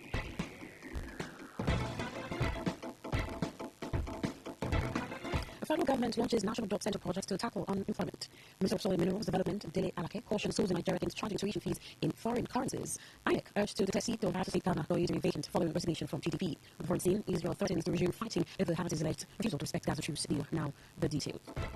The federal government has launched the National Job Center Project, a nationwide network of employability hubs aimed at tackling unemployment and promoting dignified, inclusive, and transformative work for Nigerians. The Minister of State for Labour and Employment, Nkiruka Onyejocha, announced the initiative while speaking at the Mastercard Foundation annual Nigeria partner convening held in Lagos yesterday. According to the Minister, the project is a key component of President Bola Tinubu's New Hope agenda, designed to connect trained Nigerians to real job opportunities and strengthen the country's labour market infrastructure. She also unveiled the Labour Employment and Empowerment Program, a flagship initiative of the ministry targeted at enhancing the employability of young Nigerians and bringing the gap between training and employment. Reaffirming the ministry's commitment to the President's New Hope vision, Onyejocha said the government will continue to pursue policies that promote employment creation, social inclusion, and economic stability.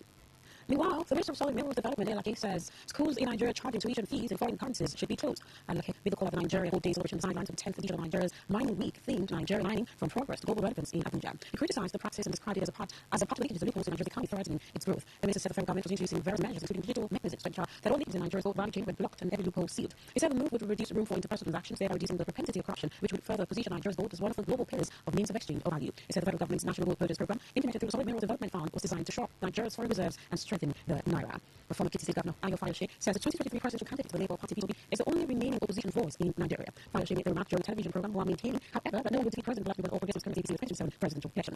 The opposition leaders, including Peter Obi, former Vice President Atiku Abubakar, former Kaduna State Governor Nasir El-Rufai, and his River State counterpart Rotimi Amechi, among others, have formed a coalition to rest power from the ADC in 2027. The coalition has also adopted the Democratic Congress ADC as the political party to carry out their mission in the 2027 elections. However, Fayose has dismissed the ADC's threat to the APC, saying the opposition party is going nowhere. Meanwhile, the Labour Party's 2023 presidential candidate Peter Obi has dismissed fears of Nigeria sliding into a one-party state, saying no political party can capture any victims simply because the governor affects state. Obi stated this in Abuja, reacting to the recent defection of the Enugu State Governor Peter Obi and his bilateral counterpart to leader to ruling All Progressives Congress. Obi said here that the state can capture by a political party through the defection of its leader amongst Nigeria's military past. He dismissed the notion that Southeast could be captured politically, insisting that leadership in democracy is about persuasion, not coercion.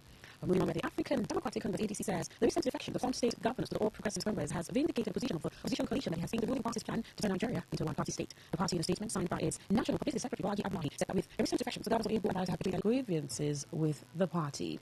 The governor's chief press secretary, Daniel Labra, in a statement said Diri decided to quit the PDP after extensive consultations with leaders of the state. In a post on his social media page, Okonkwo argued that Diri had automatically vacated into any political party. Okonkwo cited Section 177C of the 1999 Constitution as amended, which stipulates that a person shall be qualified for election to the office of governor if he is a member of a political party and is sponsored by that political party. He stated that INEC should act without delay, declaring the seat vacant and organizing a fresh election within 3 months. You're listening to the World News on Today 95.1 FM, Voice of the People. After the break, more news, foreign and sports stories. Do stay with us. Every day, every hour, when the big stories break, depend on our 24-hour news team to bring you the latest. Today, 95.1 FM.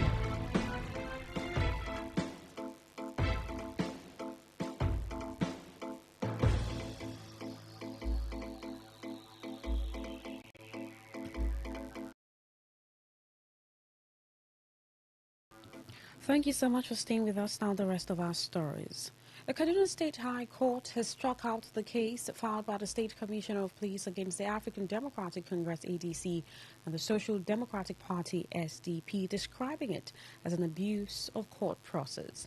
The court, presided over by Justice Murtala Zubairu, also declared the ban on political gatherings by the State Commissioner of Police Muhammad Rabiu as unconstitutional and subsequently awarded a 15 million naira in total damages against the police and in favor of the defendants. In his ruling, the judge granted an order of perpetual injunction restraining Rabiu, his officers, agents or privies from further interfering with the counter-claimant's lawful political activities, including meetings, rallies and assemblies without due process of law. He ordered the police must compensate the victims of a breach of fundamental rights, noting that the actions taken by the police targeting the victims of violence and seeking a statewide ban on opposition activity are oppressive and high-handed, warranting exemplary damages. The suit was in the aftermath of the disruption of the ADC meeting held in the Kaduna State capital on August 30, 2025, which was attended by the former Kaduna State Governor Nasir El-Rufai and other leaders of the party. During the meeting, suspected political thugs invaded the venue of the meeting and attacked ADC members and also damaged property. Justice Zubairu, in his judgment, held that the police acted outside their statutory powers and violated the fundamental rights of the opposition parties to freedom of assembly and association guaranteed under Section 40 of the Constitution. Nigeria's headline inflation rate dropped to 18.02% in September 2025, representing a significant 2.1 percentage decrease from the 20.12% recorded in August 2025. This is according to the latest Consumer Price Index report released by the National Bureau of Statistics. Data from the report indicate that the country has now recorded 6 consecutive months of declining inflation since April 2025. The decline comes after a series of statistical adjustments earlier this year, including a change in the base year and a re-weighting of items in the consumer price basket. Inflation had previously peaked at nearly 35% in December 2024. Meanwhile, the governor of the Central Bank of Nigeria, Olayemi Cardoso, has disclosed that Nigeria's trade surplus has risen to 6% of the nation's gross domestic product, attributing the improvement to ongoing macroeconomic reforms by the Bola Tinubu administration. Cardoso, who spoke at the G24 press briefing on the sidelines of the IMF World Bank annual meetings in Washington, D.C., said the surplus is expected to remain stable in the near term as policy reforms continue to gain traction. According to a statement signed by the Director of Information and Public Relations of the Federal Ministry of Finance, Mohammed Menga, Cardoso, who represented the Minister of Finance and Coordinating Minister of the Economy, Wale Edu, at the session, said Nigeria's economic outlook is improving despite global headwinds. Cardoso noted that the CBN was working on a framework to strengthen currency swaps with other countries, ensuring that such arrangements benefit both sides while supporting Nigeria's external reserves and trade settlements. The leadership and entire members of the Rivers State University Law Class of 2005 are announcing the celebration of their 20th anniversary with a program of activities lined up. In a statement, the group said today, Thursday, 16th October 2025 at 2 p.m., there will be an unveiling of law books and law reports by the Dean, Faculty of Law, Professor Chris Nwigwe, a senior advocate of Nigeria SAN. According to the statement jointly signed by Dr. Kalada D.S., Nunju Iweze, Ireju Pamela, Prince Wali, and Christian Njugum for the RSU Law Class 2005 20th Anniversary Planning Committee, Sunday, 19th October 2025, there will be a Thanksgiving service at the Chapel of Redemption River State University campus by 9 a.m. The statement, while also revealing that reception will follow at 2 p.m. at number 6, Lord's Close, Port Harcourt, urged classmates and members of the public to come celebrate the 20 years of friendship, law, and life. Well, on the foreign scene, Israel's defense minister Israel Katz is threatening to resume fighting if Hamas does not honor the terms of a U.S.-backed ceasefire that halted the war in Gaza. A statement from the defense minister's office came after Hamas handed over the remains of 2 more deceased hostages and said it would be unable to retrieve any more bodies from the ruins of Gaza without specialized equipment. Since Monday, under a ceasefire agreement brokered by U.S. President Donald Trump, the Palestinian Islamist group has handed back 20 surviving hostages to Israel in exchange for nearly 2,000 Palestinian prisoners freed from Israeli jails. Before the 2 bodies were handed over late on Wednesday, Hamas had already returned the remains of 7 of 28 known deceased hostages, along with an 8th body, which Israel said was not that of a former hostage. Hamas's armed wing said the 2 bodies returned would be the last for now, falling far short of the plan's demand to hand over all of them. Well, in sports, Nepal have appealed to FIFA to overturn their 2-0 defeat to Malaysia in 2027 Asian Cup qualifiers in March this year, claiming that their opponents fielded an ineligible player. Last month, the world governing body, FIFA, banned 7 Malaysian foreign-born players for a year and fined the FA of Malaysia $440,000, saying they had submitted forged ancestry documents. One of the 7, Hector Hevel, scored Malaysia's opening goal in the match played in Johor, Malaysia. FIFA accused the farm of submitting doctored or false document that said the 7 players had Malaysian ancestry, making them eligible to represent the country. FAM denied knowingly doing anything wrong. FIFA said an investigation showed that none of the players actually had a parent or grandparent born in Southeast Asian nation. The 7 banned players had all played in Malaysia 4-0 Asian Cup qualifying win against Vietnam in June. To end the news, here is a summary of the major stories. The federal government has launched the National Job Center project to tackle unemployment in the country. The Minister of Solid Minerals Development, Dele Alake, has cautioned schools in Nigeria against charging tuition fees in foreign currencies. We told you that INEC has been urged to declare the seat of Bayelsa State Governor Doyi Diri vacant following his resignation from the PDP. In the foreign scene, you also heard that Israel has threatened to resume fighting over Hamas's alleged refusal to respect the Gaza truce deal. That was the news as edited by Stella Sasongo Courier. For comments and inquiries, please call 0818-389-2850. Send your emails to news@todayfmlive.com. You can also read our stories on www.todayfmlive.com. My name is Queen Chima. Thank you so much for listening. Good afternoon.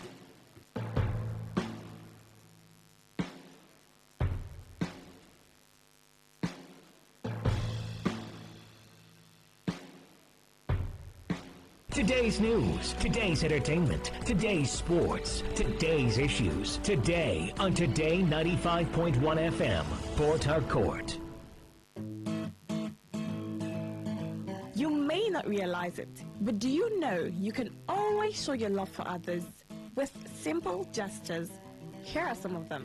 Always look for the good in people. There are 2 sides to every story. We have our good and bad sides. So, look for the good in people. Focus on people's potential.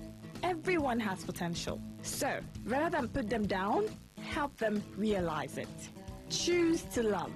If you're given an option between giving love and receiving love, choose giving because that is a more practical choice. Treat everyone as equals. This means letting go of all the prejudice and partiality. See people for who they really are, not their jobs, not their apparels or bank accounts. If everyone does this, then the world would be a better place. Love yourself. You cannot give what you don't have. So, before you try to love other people, love yourself first. Forgive. We all make mistakes. So, whether it's a family or a stranger, the best way of showing love is forgiveness. Everyone deserves a second chance. Show compassion. Care for other people. Care for what they are going through. Do what you can to help. Give back to the community. Remember that a single drop of water can cause countless ripples. That donation, no matter how small, can inspire others to do the same. Smile, even to strangers. Remember that you're never fully dressed without a smile. So, do not underestimate the power of a smile. Not only does it lighten up your face, it will also brighten up another person's day. Be the spark. This is a special announcement.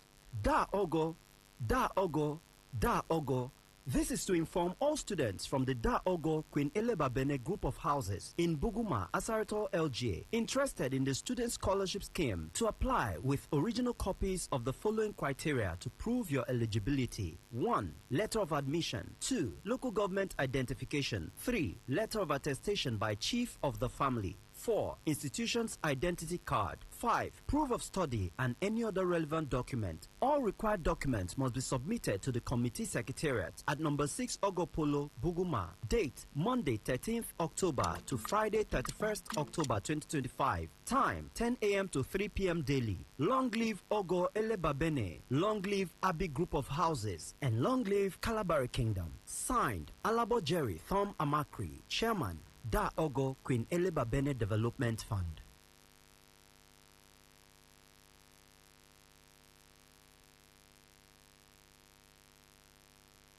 Today 95.1 FM, where news meets insight, sports meets passion, and entertainment meets excellence. Expert analysis from seasoned professionals and our top analysts, informing, educating, and entertaining you. Your voice, your station. We are the voice of the people.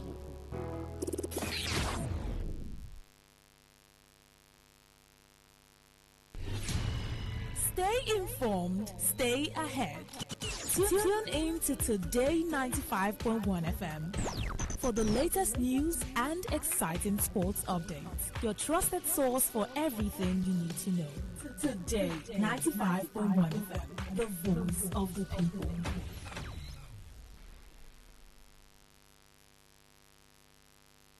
Please listen to this paid infomercial. Herbal Heritage International, the Kokoroko, for herbal medicine where they produce strong, correct medicine. They take it, they support with country healthcare system. Country man, correct bekelistic ogbonge herbal medicine. They we know they come out for public anyhow like a big basket. Full gram as every Christmas have been boundary. Seeking a self-sabi medicine way pass them. After all, monkey smart now because tree near tree is a forest. Heritage International go use the technology of computer testing machine to see and know before attacking that your health condition. We don't become Ubarumba for your life with the correct treatment. Therefore, whether definition or without definition, make you visit Herbal Heritage International. Offices way near you. Herbal Heritage International. Now you. Hello and welcome to the program Roots and Herbs. Roots and Herbs is a program that discusses health-related challenges and suggests possible ways out from the herbal medicine perspective. Roots and Herbs is put together and sponsored by Herbal Heritage International, also known as Baba Yoruba. Baba Yoruba is currently having a special promo package. This promo package will give you the opportunity to enjoy 50% discount on all their products and services.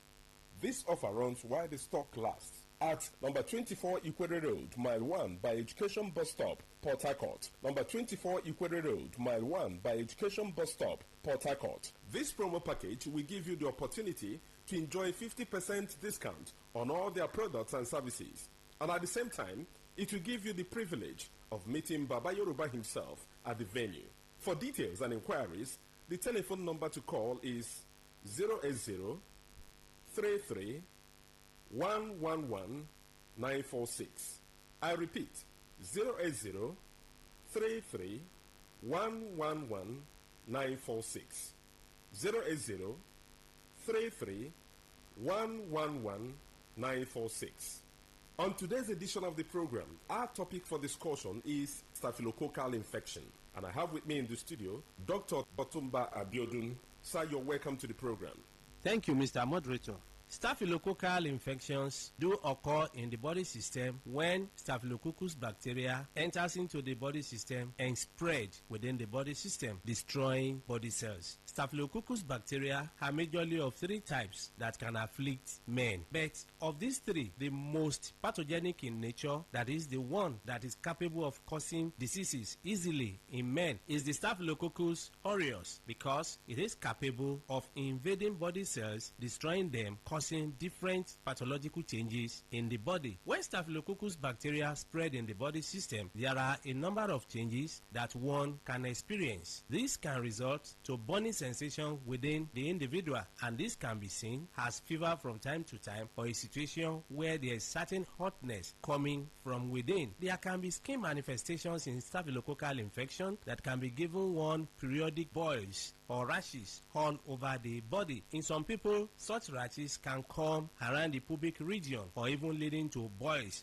that can lead to blisters or even ulcers on the skin. It is possible for one to experience persistent headache in staphylococcal infection because the body fluid is already contaminated. Staphylococcus, as we know, is a form of bacteria. Any bacteria that is capable of spreading in the body system can lead to reactions in the body that can further damage body tissues. And when this occurs, it is possible for one to experience joint pains in form of infective arthritis. Part of this bacteria can spread deep into the tissues of the heart, affecting the valves of the heart. And when this occurs, you discover that there can be palpitation that some will start witnessing as if they have panic attack. When this is allowed to continue in the body system, it is possible for one to start getting tired easily. There are many people, by walking from one pole to another, they get tired, or by doing just something that is not supposed to be that tasking in terms of energy consumption, they discover that it's as if they don't have enough hair where they are located. All this can be as a result of weakness of the heart resulting from infection or spread of this bacteria we're talking about. When this bacteria is able to pollute the body fluid, it is possible for one to witness mouth odor. Mouth odor is a form of changes that is called halitosis, where people will start coming up with breath coming from within that is already polluted. There is no amount of time such people wash their mouth, you discover that the breath coming out is very offensive. All this can be as a result of pollution of the body system. It is possible if any bacteria is able to dwell so long in the body system to contaminate the whole body fluid and even damage nerves. When nerves are damaged, there can be tiredness. Not only this, it is possible for men to suffer a lot because this can degenerate to a situation where a man is unable to stand like a real man. When a man is unable to stand like a real man, it is seen as a serious challenge because the whole family can be affected. Part of the joy of the relationship can be stolen, and this can cause different rancors in the family. A man that is unable to stand as he should can find it difficult to get arousal. The desire for opposite sex can disappear, and once that arousal is not there, that is the ignition point. It means such a man will not be able to stand like a real man. In some people, the arousal can be there, but you discover that because nerves have been damaged, the transmission from the upper center down to the power point of man, that is in between his two thighs, can be weakened. When such occurs, you discover that such a man can even get arousal or is able to stand, but the type of standing that he has is not strong enough to help him to even get into the act. In some people, they make efforts to get into the act, but you discover that they are unable to spend more than a minute or more before they are exhausted. Mind you, before a man can be called a real man, such a man must be able to have the arousal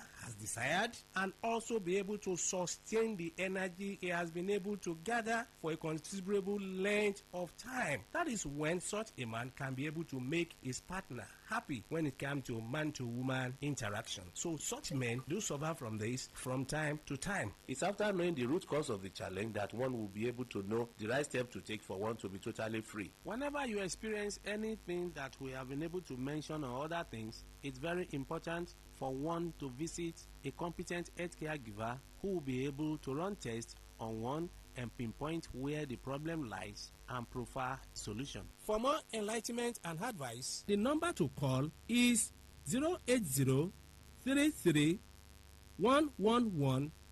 080-33-111-946.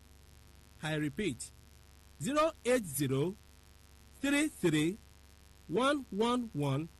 080-33-111-946. Thank you all. All right. You've been listening to the program Roots and Herbs. Roots and Herbs is a program that discusses health-related challenges and suggests possible ways out from the herbal medicine perspective. Roots and Herbs is put together and sponsored by Herbal Heritage International, also known as Baba Yoruba. Baba Yoruba is currently having a special promo package. This promo package will give you the opportunity to enjoy 50% discount on all their products and services. This offer runs while the stock lasts at number 24 Ikwere Road, Mile 1 by Education Bus Stop, Port Harcourt. Number 24 Ikwere Road, Mile 1 by Education Bus Stop, Port Harcourt. This promo package will give you the opportunity to enjoy 50% discount on all their products and services. And at the same time, it will give you the privilege of meeting Baba Yoruba himself at the venue. For details and inquiries, the telephone number to call is 080-33-111-946. I repeat,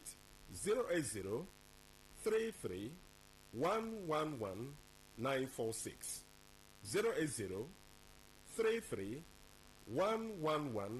080-33-111-946. I repeat, 080-33-111-946. Let's take our sponsor's message. Don't go away. We shall be right back. Herbal Heritage International, the Kokoroko, for herbal medicine, where they produce strong, correct medicine, they take it, they support with country healthcare system. Man, correct, bekelistic, ogbonge herbal medicine, they know they come out for public anyhow, like a big basket. Full ground, as every Christmas have been boundary, sickness self sabi medicine will pass them. After all, monkey smart now, because tree near tree is our forest. Heritage International will use the technology of computer testing machine to see and know before attacking that your health condition, where don't become Obarumba for for your life with the correct treatment. Therefore, whether definition or without definition, make you visit Herbal Heritage International. Offices way near you. Herbal Heritage International. Now you. You're welcome back to Roots and Herbs. Roots and Herbs is a program that discusses health-related challenges and suggests possible ways out from the herbal medicine perspective. Roots and Herbs is put together and sponsored by Herbal Heritage International, also known as Baba Yoruba. Baba Yoruba is currently having a special promo package. This promo package will give you the opportunity to enjoy 50% discount on all their products and services. This offer runs while the stock lasts. At number 24 Equator Road, Mile 1 by Education Bus Stop, Port Harcourt. Number 24 Equator Road, Mile 1 by Education Bus Stop, Port Harcourt. This promo package will give you the opportunity to enjoy 50% discount on all their products and services. And at the same time, it will give you the privilege of meeting Baba Yoruba himself at the venue. For details and inquiries, the telephone number to call is 080 33 111 946. I repeat, 080 33 111 946. 080 33 111 946. Until we come your way again, remain blessed. And that was a paid infomercial. Talk radio. I listen to a lot of talk radio. 95.1 FM.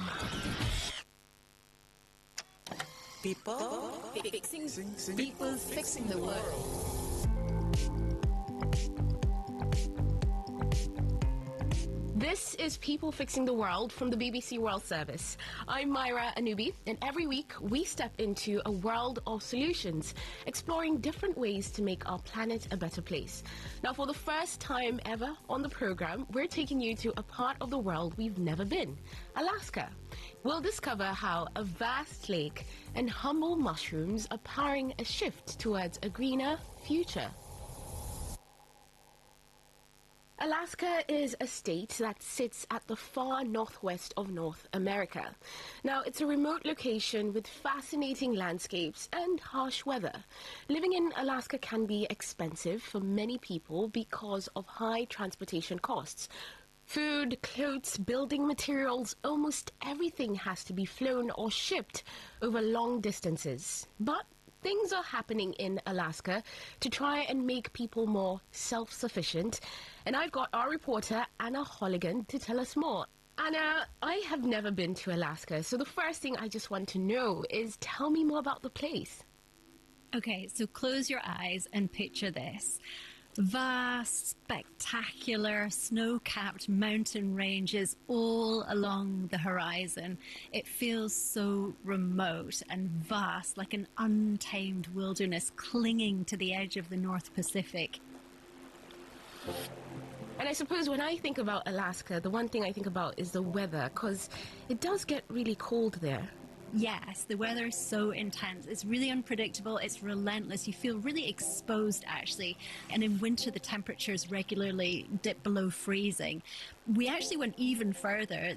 We left the mainland. We went to Kodiak Island, which is this rugged, wild place populated by brown bears, deer, and the rivers are just bursting with salmon. Now, Anna, you found a solution that's trying to get people to be self-sufficient, and one that I think is really ambitious. Exactly, because the one thing they have got in abundance, natural resources. And we are going to take you on a journey into the heart of this Alaskan island to explore how it's discovered a new way to be self-sufficient by harnessing the elements, saving money, and helping the environment. So inside the corrugated ironclad homes dotted along the hillside, nearly every light bulb, toaster, and TV is running on wind or water, which all comes together through the island's innovative microgrid or isolated grid. And it's so effective, 99.9% of electricity on Kodiak comes from renewables. I'd like to introduce you to Catherine Patitucci. we're talking about our great electricity and windmills and hydro here. Driving into her neighbourhood, two bold-headed eagles perched on a chimney are watching over the street. Slightly unnerving. But Catherine herself is warm, welcoming, and she takes so much pride in her home. Or should we say homes? And the separate detached apartment. It's a good-sized apartment. Catherine has a little old-fashioned fisherman's kind of bungalow. It's full of old books, blankets, and boots. And then next door, this grand, almost palatial villa. But they're completely contrasting in terms of their energy consumption. And, of course, you'd expect the bigger place to use more energy. But listen to this. Okay, so this is our oil furnace that heats our two-bedroom apartment, and it cost about $400 a month. It's a small apartment. And then next to it, our three-story villa that cost $200 a month with our electric infrared sauna, our big, giant whirlpool bathtub, showers, everything. Keep it warm. And it is warmer, too, and fresher air. It's very clean, nice air. And that's all because they've tapped into the grid and don't have to rely on oil anymore. So we've rebuilt it, and with that we've ripped out the old oil gas furnace and that whole system and all the baseboard heating, ripped everything out. It was so disgusting. In many ways, I don't know if I should go into it, there were dead rodents. So we did a whole complete green system, and we have a heat pump for everything's electric.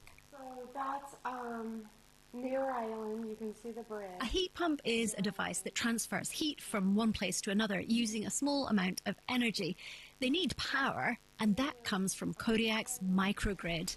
So how does the heat pump work? I'm going to see if I can get my brother on the phone and he can tell you exactly. So can you answer a question? I'm with BBC, and we are just wondering about the heat pump. How does it work? In the colder weather, it does grab some kind of warmth out of the air. It saved at least $200 a month. My husband said too. It's like $400 for that apartment with the oil. Wow. So it's not double efficient. for that small. It's double for the small space. So your bills, living in one of the coldest places on Earth in the winter, are not more than $200 a month. Right. I think I need to move to Kodiak.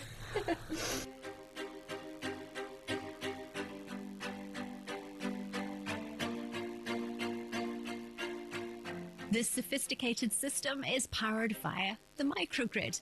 A microgrid is a local energy system that can power places like university campuses, hospitals, or neighborhoods. They can transmit power generated by any method, renewable or fossil fuel, and can run alongside either the main grid or independently in island mode.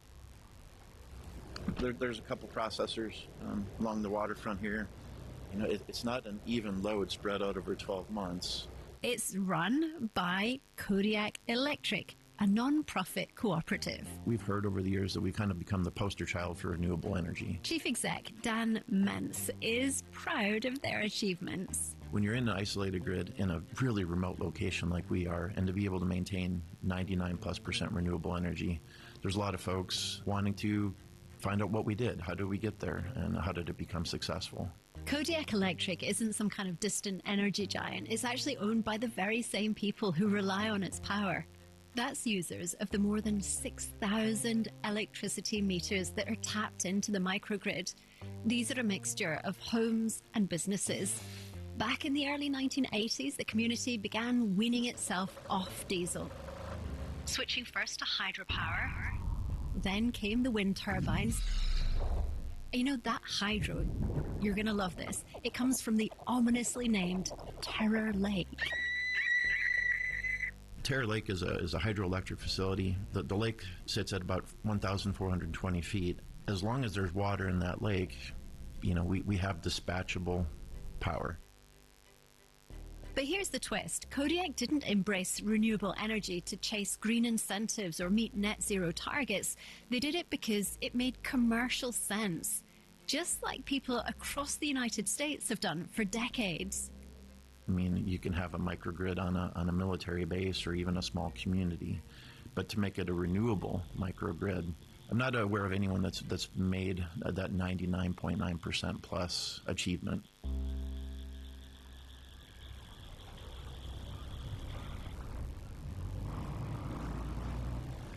This grid has pretty incredible reach. It's also having an impact on one of Alaska's most famous exports, salmon. In fact, the island's entire fishing industry.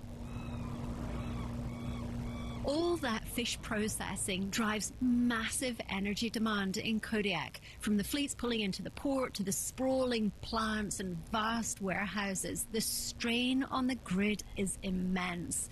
We went down to the port to meet Rebecca Skinner. I grew up here. I was used to hydroelectric. Then they put the turbines in, and I was used to that.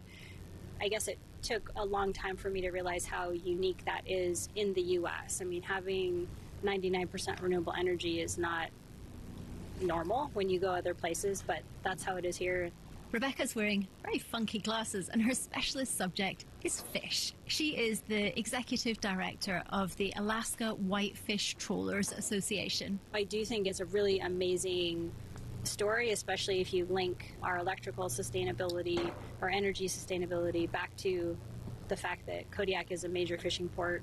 A lot of fish are landed here and processed here, and it's all done with renewable energy. Could it be used as an example and exported to other big fishing ports to help them be more sustainable? I don't think we had the lowest costs, but they were definitely not the highest costs, and ours are fairly consistent. So partly because there's no fluctuation based on the price of oil. The generators aren't fueled with diesel fueled, so I think consistency and, fairly moderate costs for it being in Alaska and on Kodiak Island, because you have to add another premium because we're on an island. Everything is more expensive here, Yeah. what, apart from the energy? Yeah.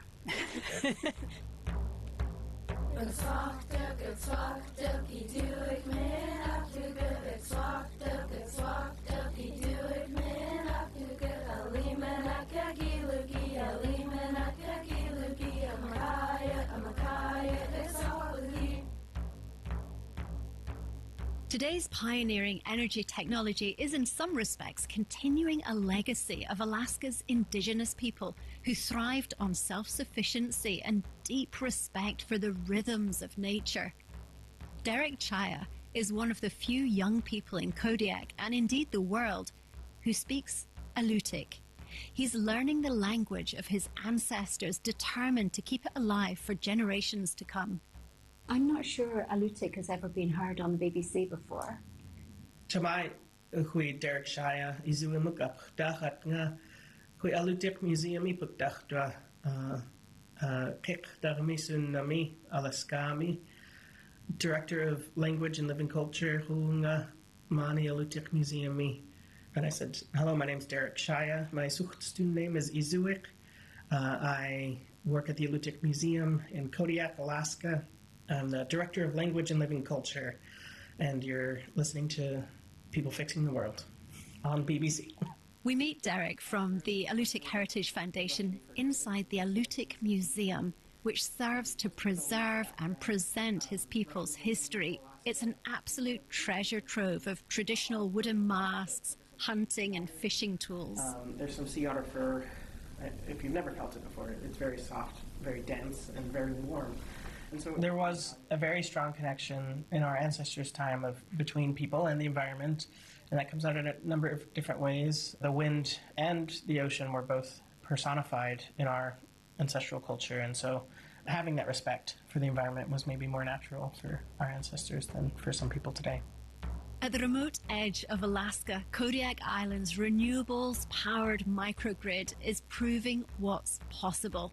Advocates say if it works here, it could work anywhere. Still, the transition isn't complete. Many households remain tethered to oil heat. Yet the grid often produces more power than the island consumes. Even with a couple of wind turbines offline, the remaining ones, along with hydro and batteries, keep Kodiak self-sufficient and steady, resilient and quiet.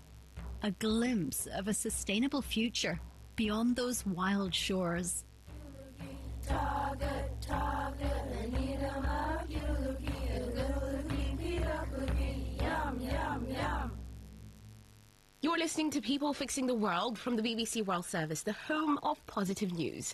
Now, today we're discovering solutions in Alaska that are helping people be more self-sufficient. We've just heard how Kodiak Island is running almost entirely on renewable energy. But while our reporter Anna Holligan was in Alaska, she found out about another clever way they're using nature.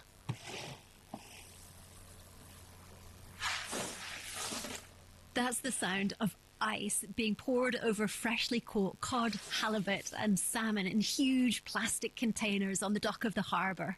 Which brings us to our next solution. Historically, insulation and packaging in the fishing industry have depended on polystyrene, a plastic that's tough on the environment yet deeply embedded in daily operations.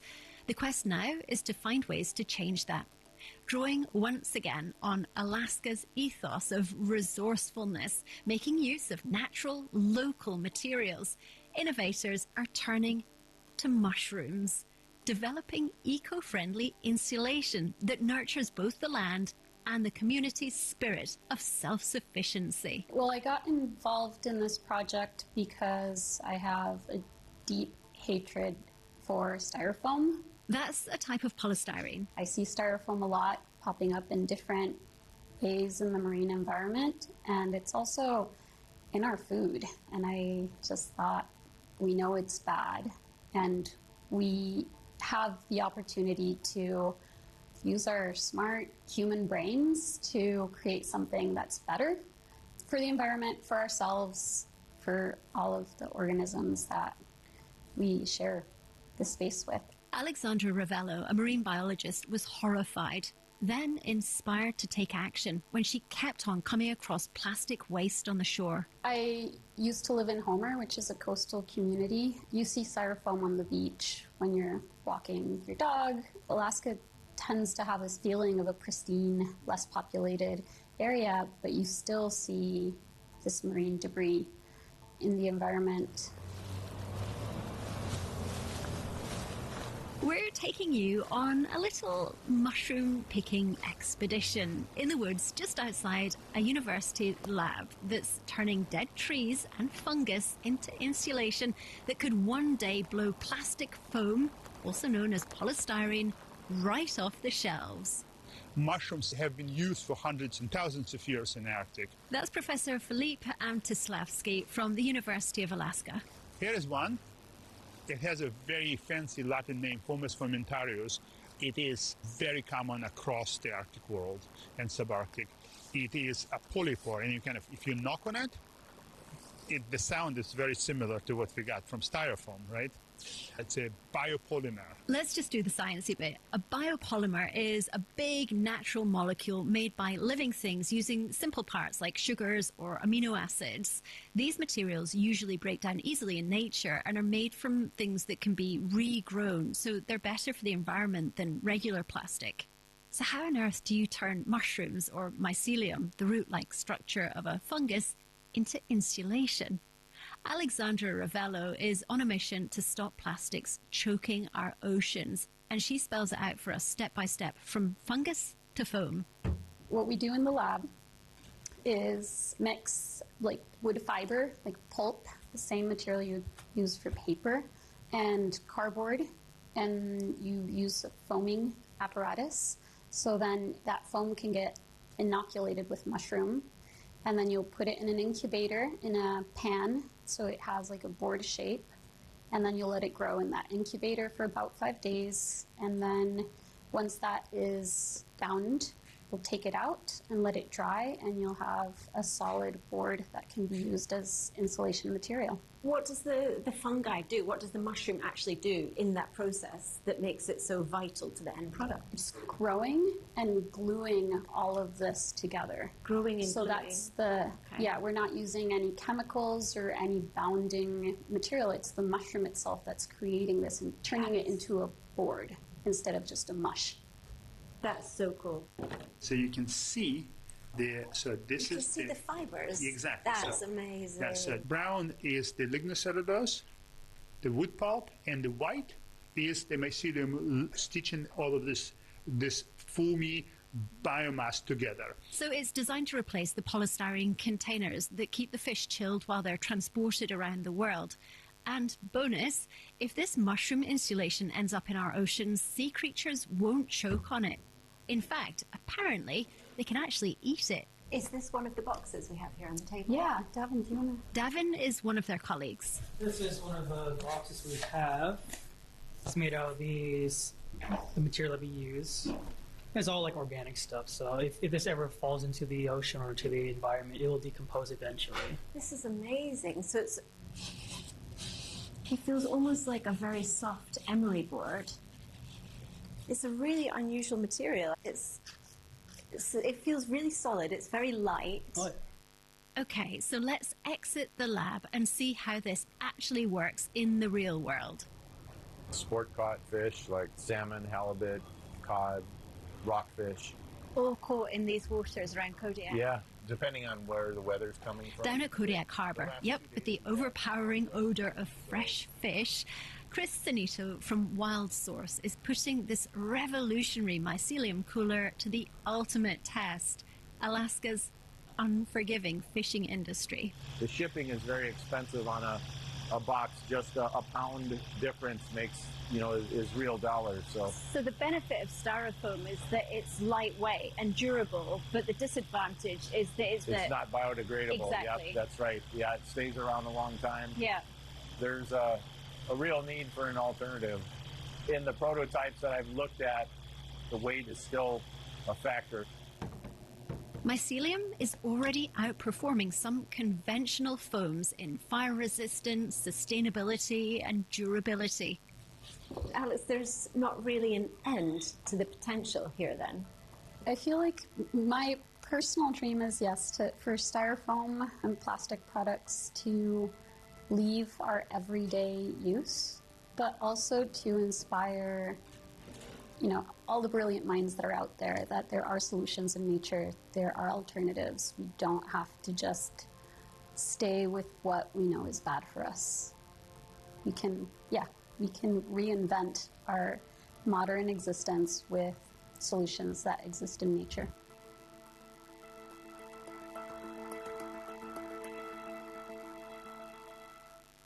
Anna, I have to say, I will never see mushrooms the same way. There's honestly no limit to what they can do.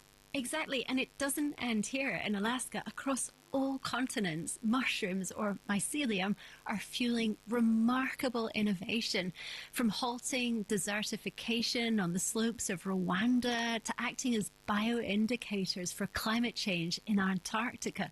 These high-functioning fungi are breaking down pollutants, producing high-protein meat alternatives, and even cleaning contaminated soil. Sounds like things are mushrooming everywhere. Anna, we've explored similar solutions before in People Fixing the World, but specifically for what we've had today, it's lovely knowing that nature is making a difference in Alaska. You're so right, and I don't know about you, I felt a genuine sense of discovery by the end of our exploration of these wild Alaskan solutions.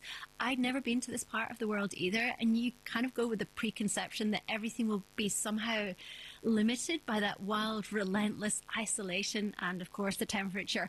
So it was a huge awakening to discover the level of self-sufficiency, and in fact, they were finding such huge value in that vulnerability. I'm sure there's a lot we can all learn from that. Absolutely, and it's also a reminder that solutions exist everywhere. Thank you so much, Anna. Thanks, Myra. Lovely to talk to you. That's all we have time for today, but before we finish, I would like to know if hearing about all these positive stories has made any difference in your life. Send me a voice note or a message to the WhatsApp number +44 8000 321 721. Next week, I'm planning to blow you away with more solutions because we'll be talking about wind. Until then, thank you for listening. To make sense of what's happening in your world, listen to What in the World by downloading the BBC World Service app. Talk radio. I listen to a lot of talk radio. 95.1 FM. What's a successful business without sales? And what is sales without an audience? Well, Do you know that you can reach 8 million listeners across 6 states in 2 geopolitical zones all at once? How? With Today 95.1 FM, you can get millions of people to know about your business. And what does that mean to you? More sales. Call 081 389 2850 now for more information.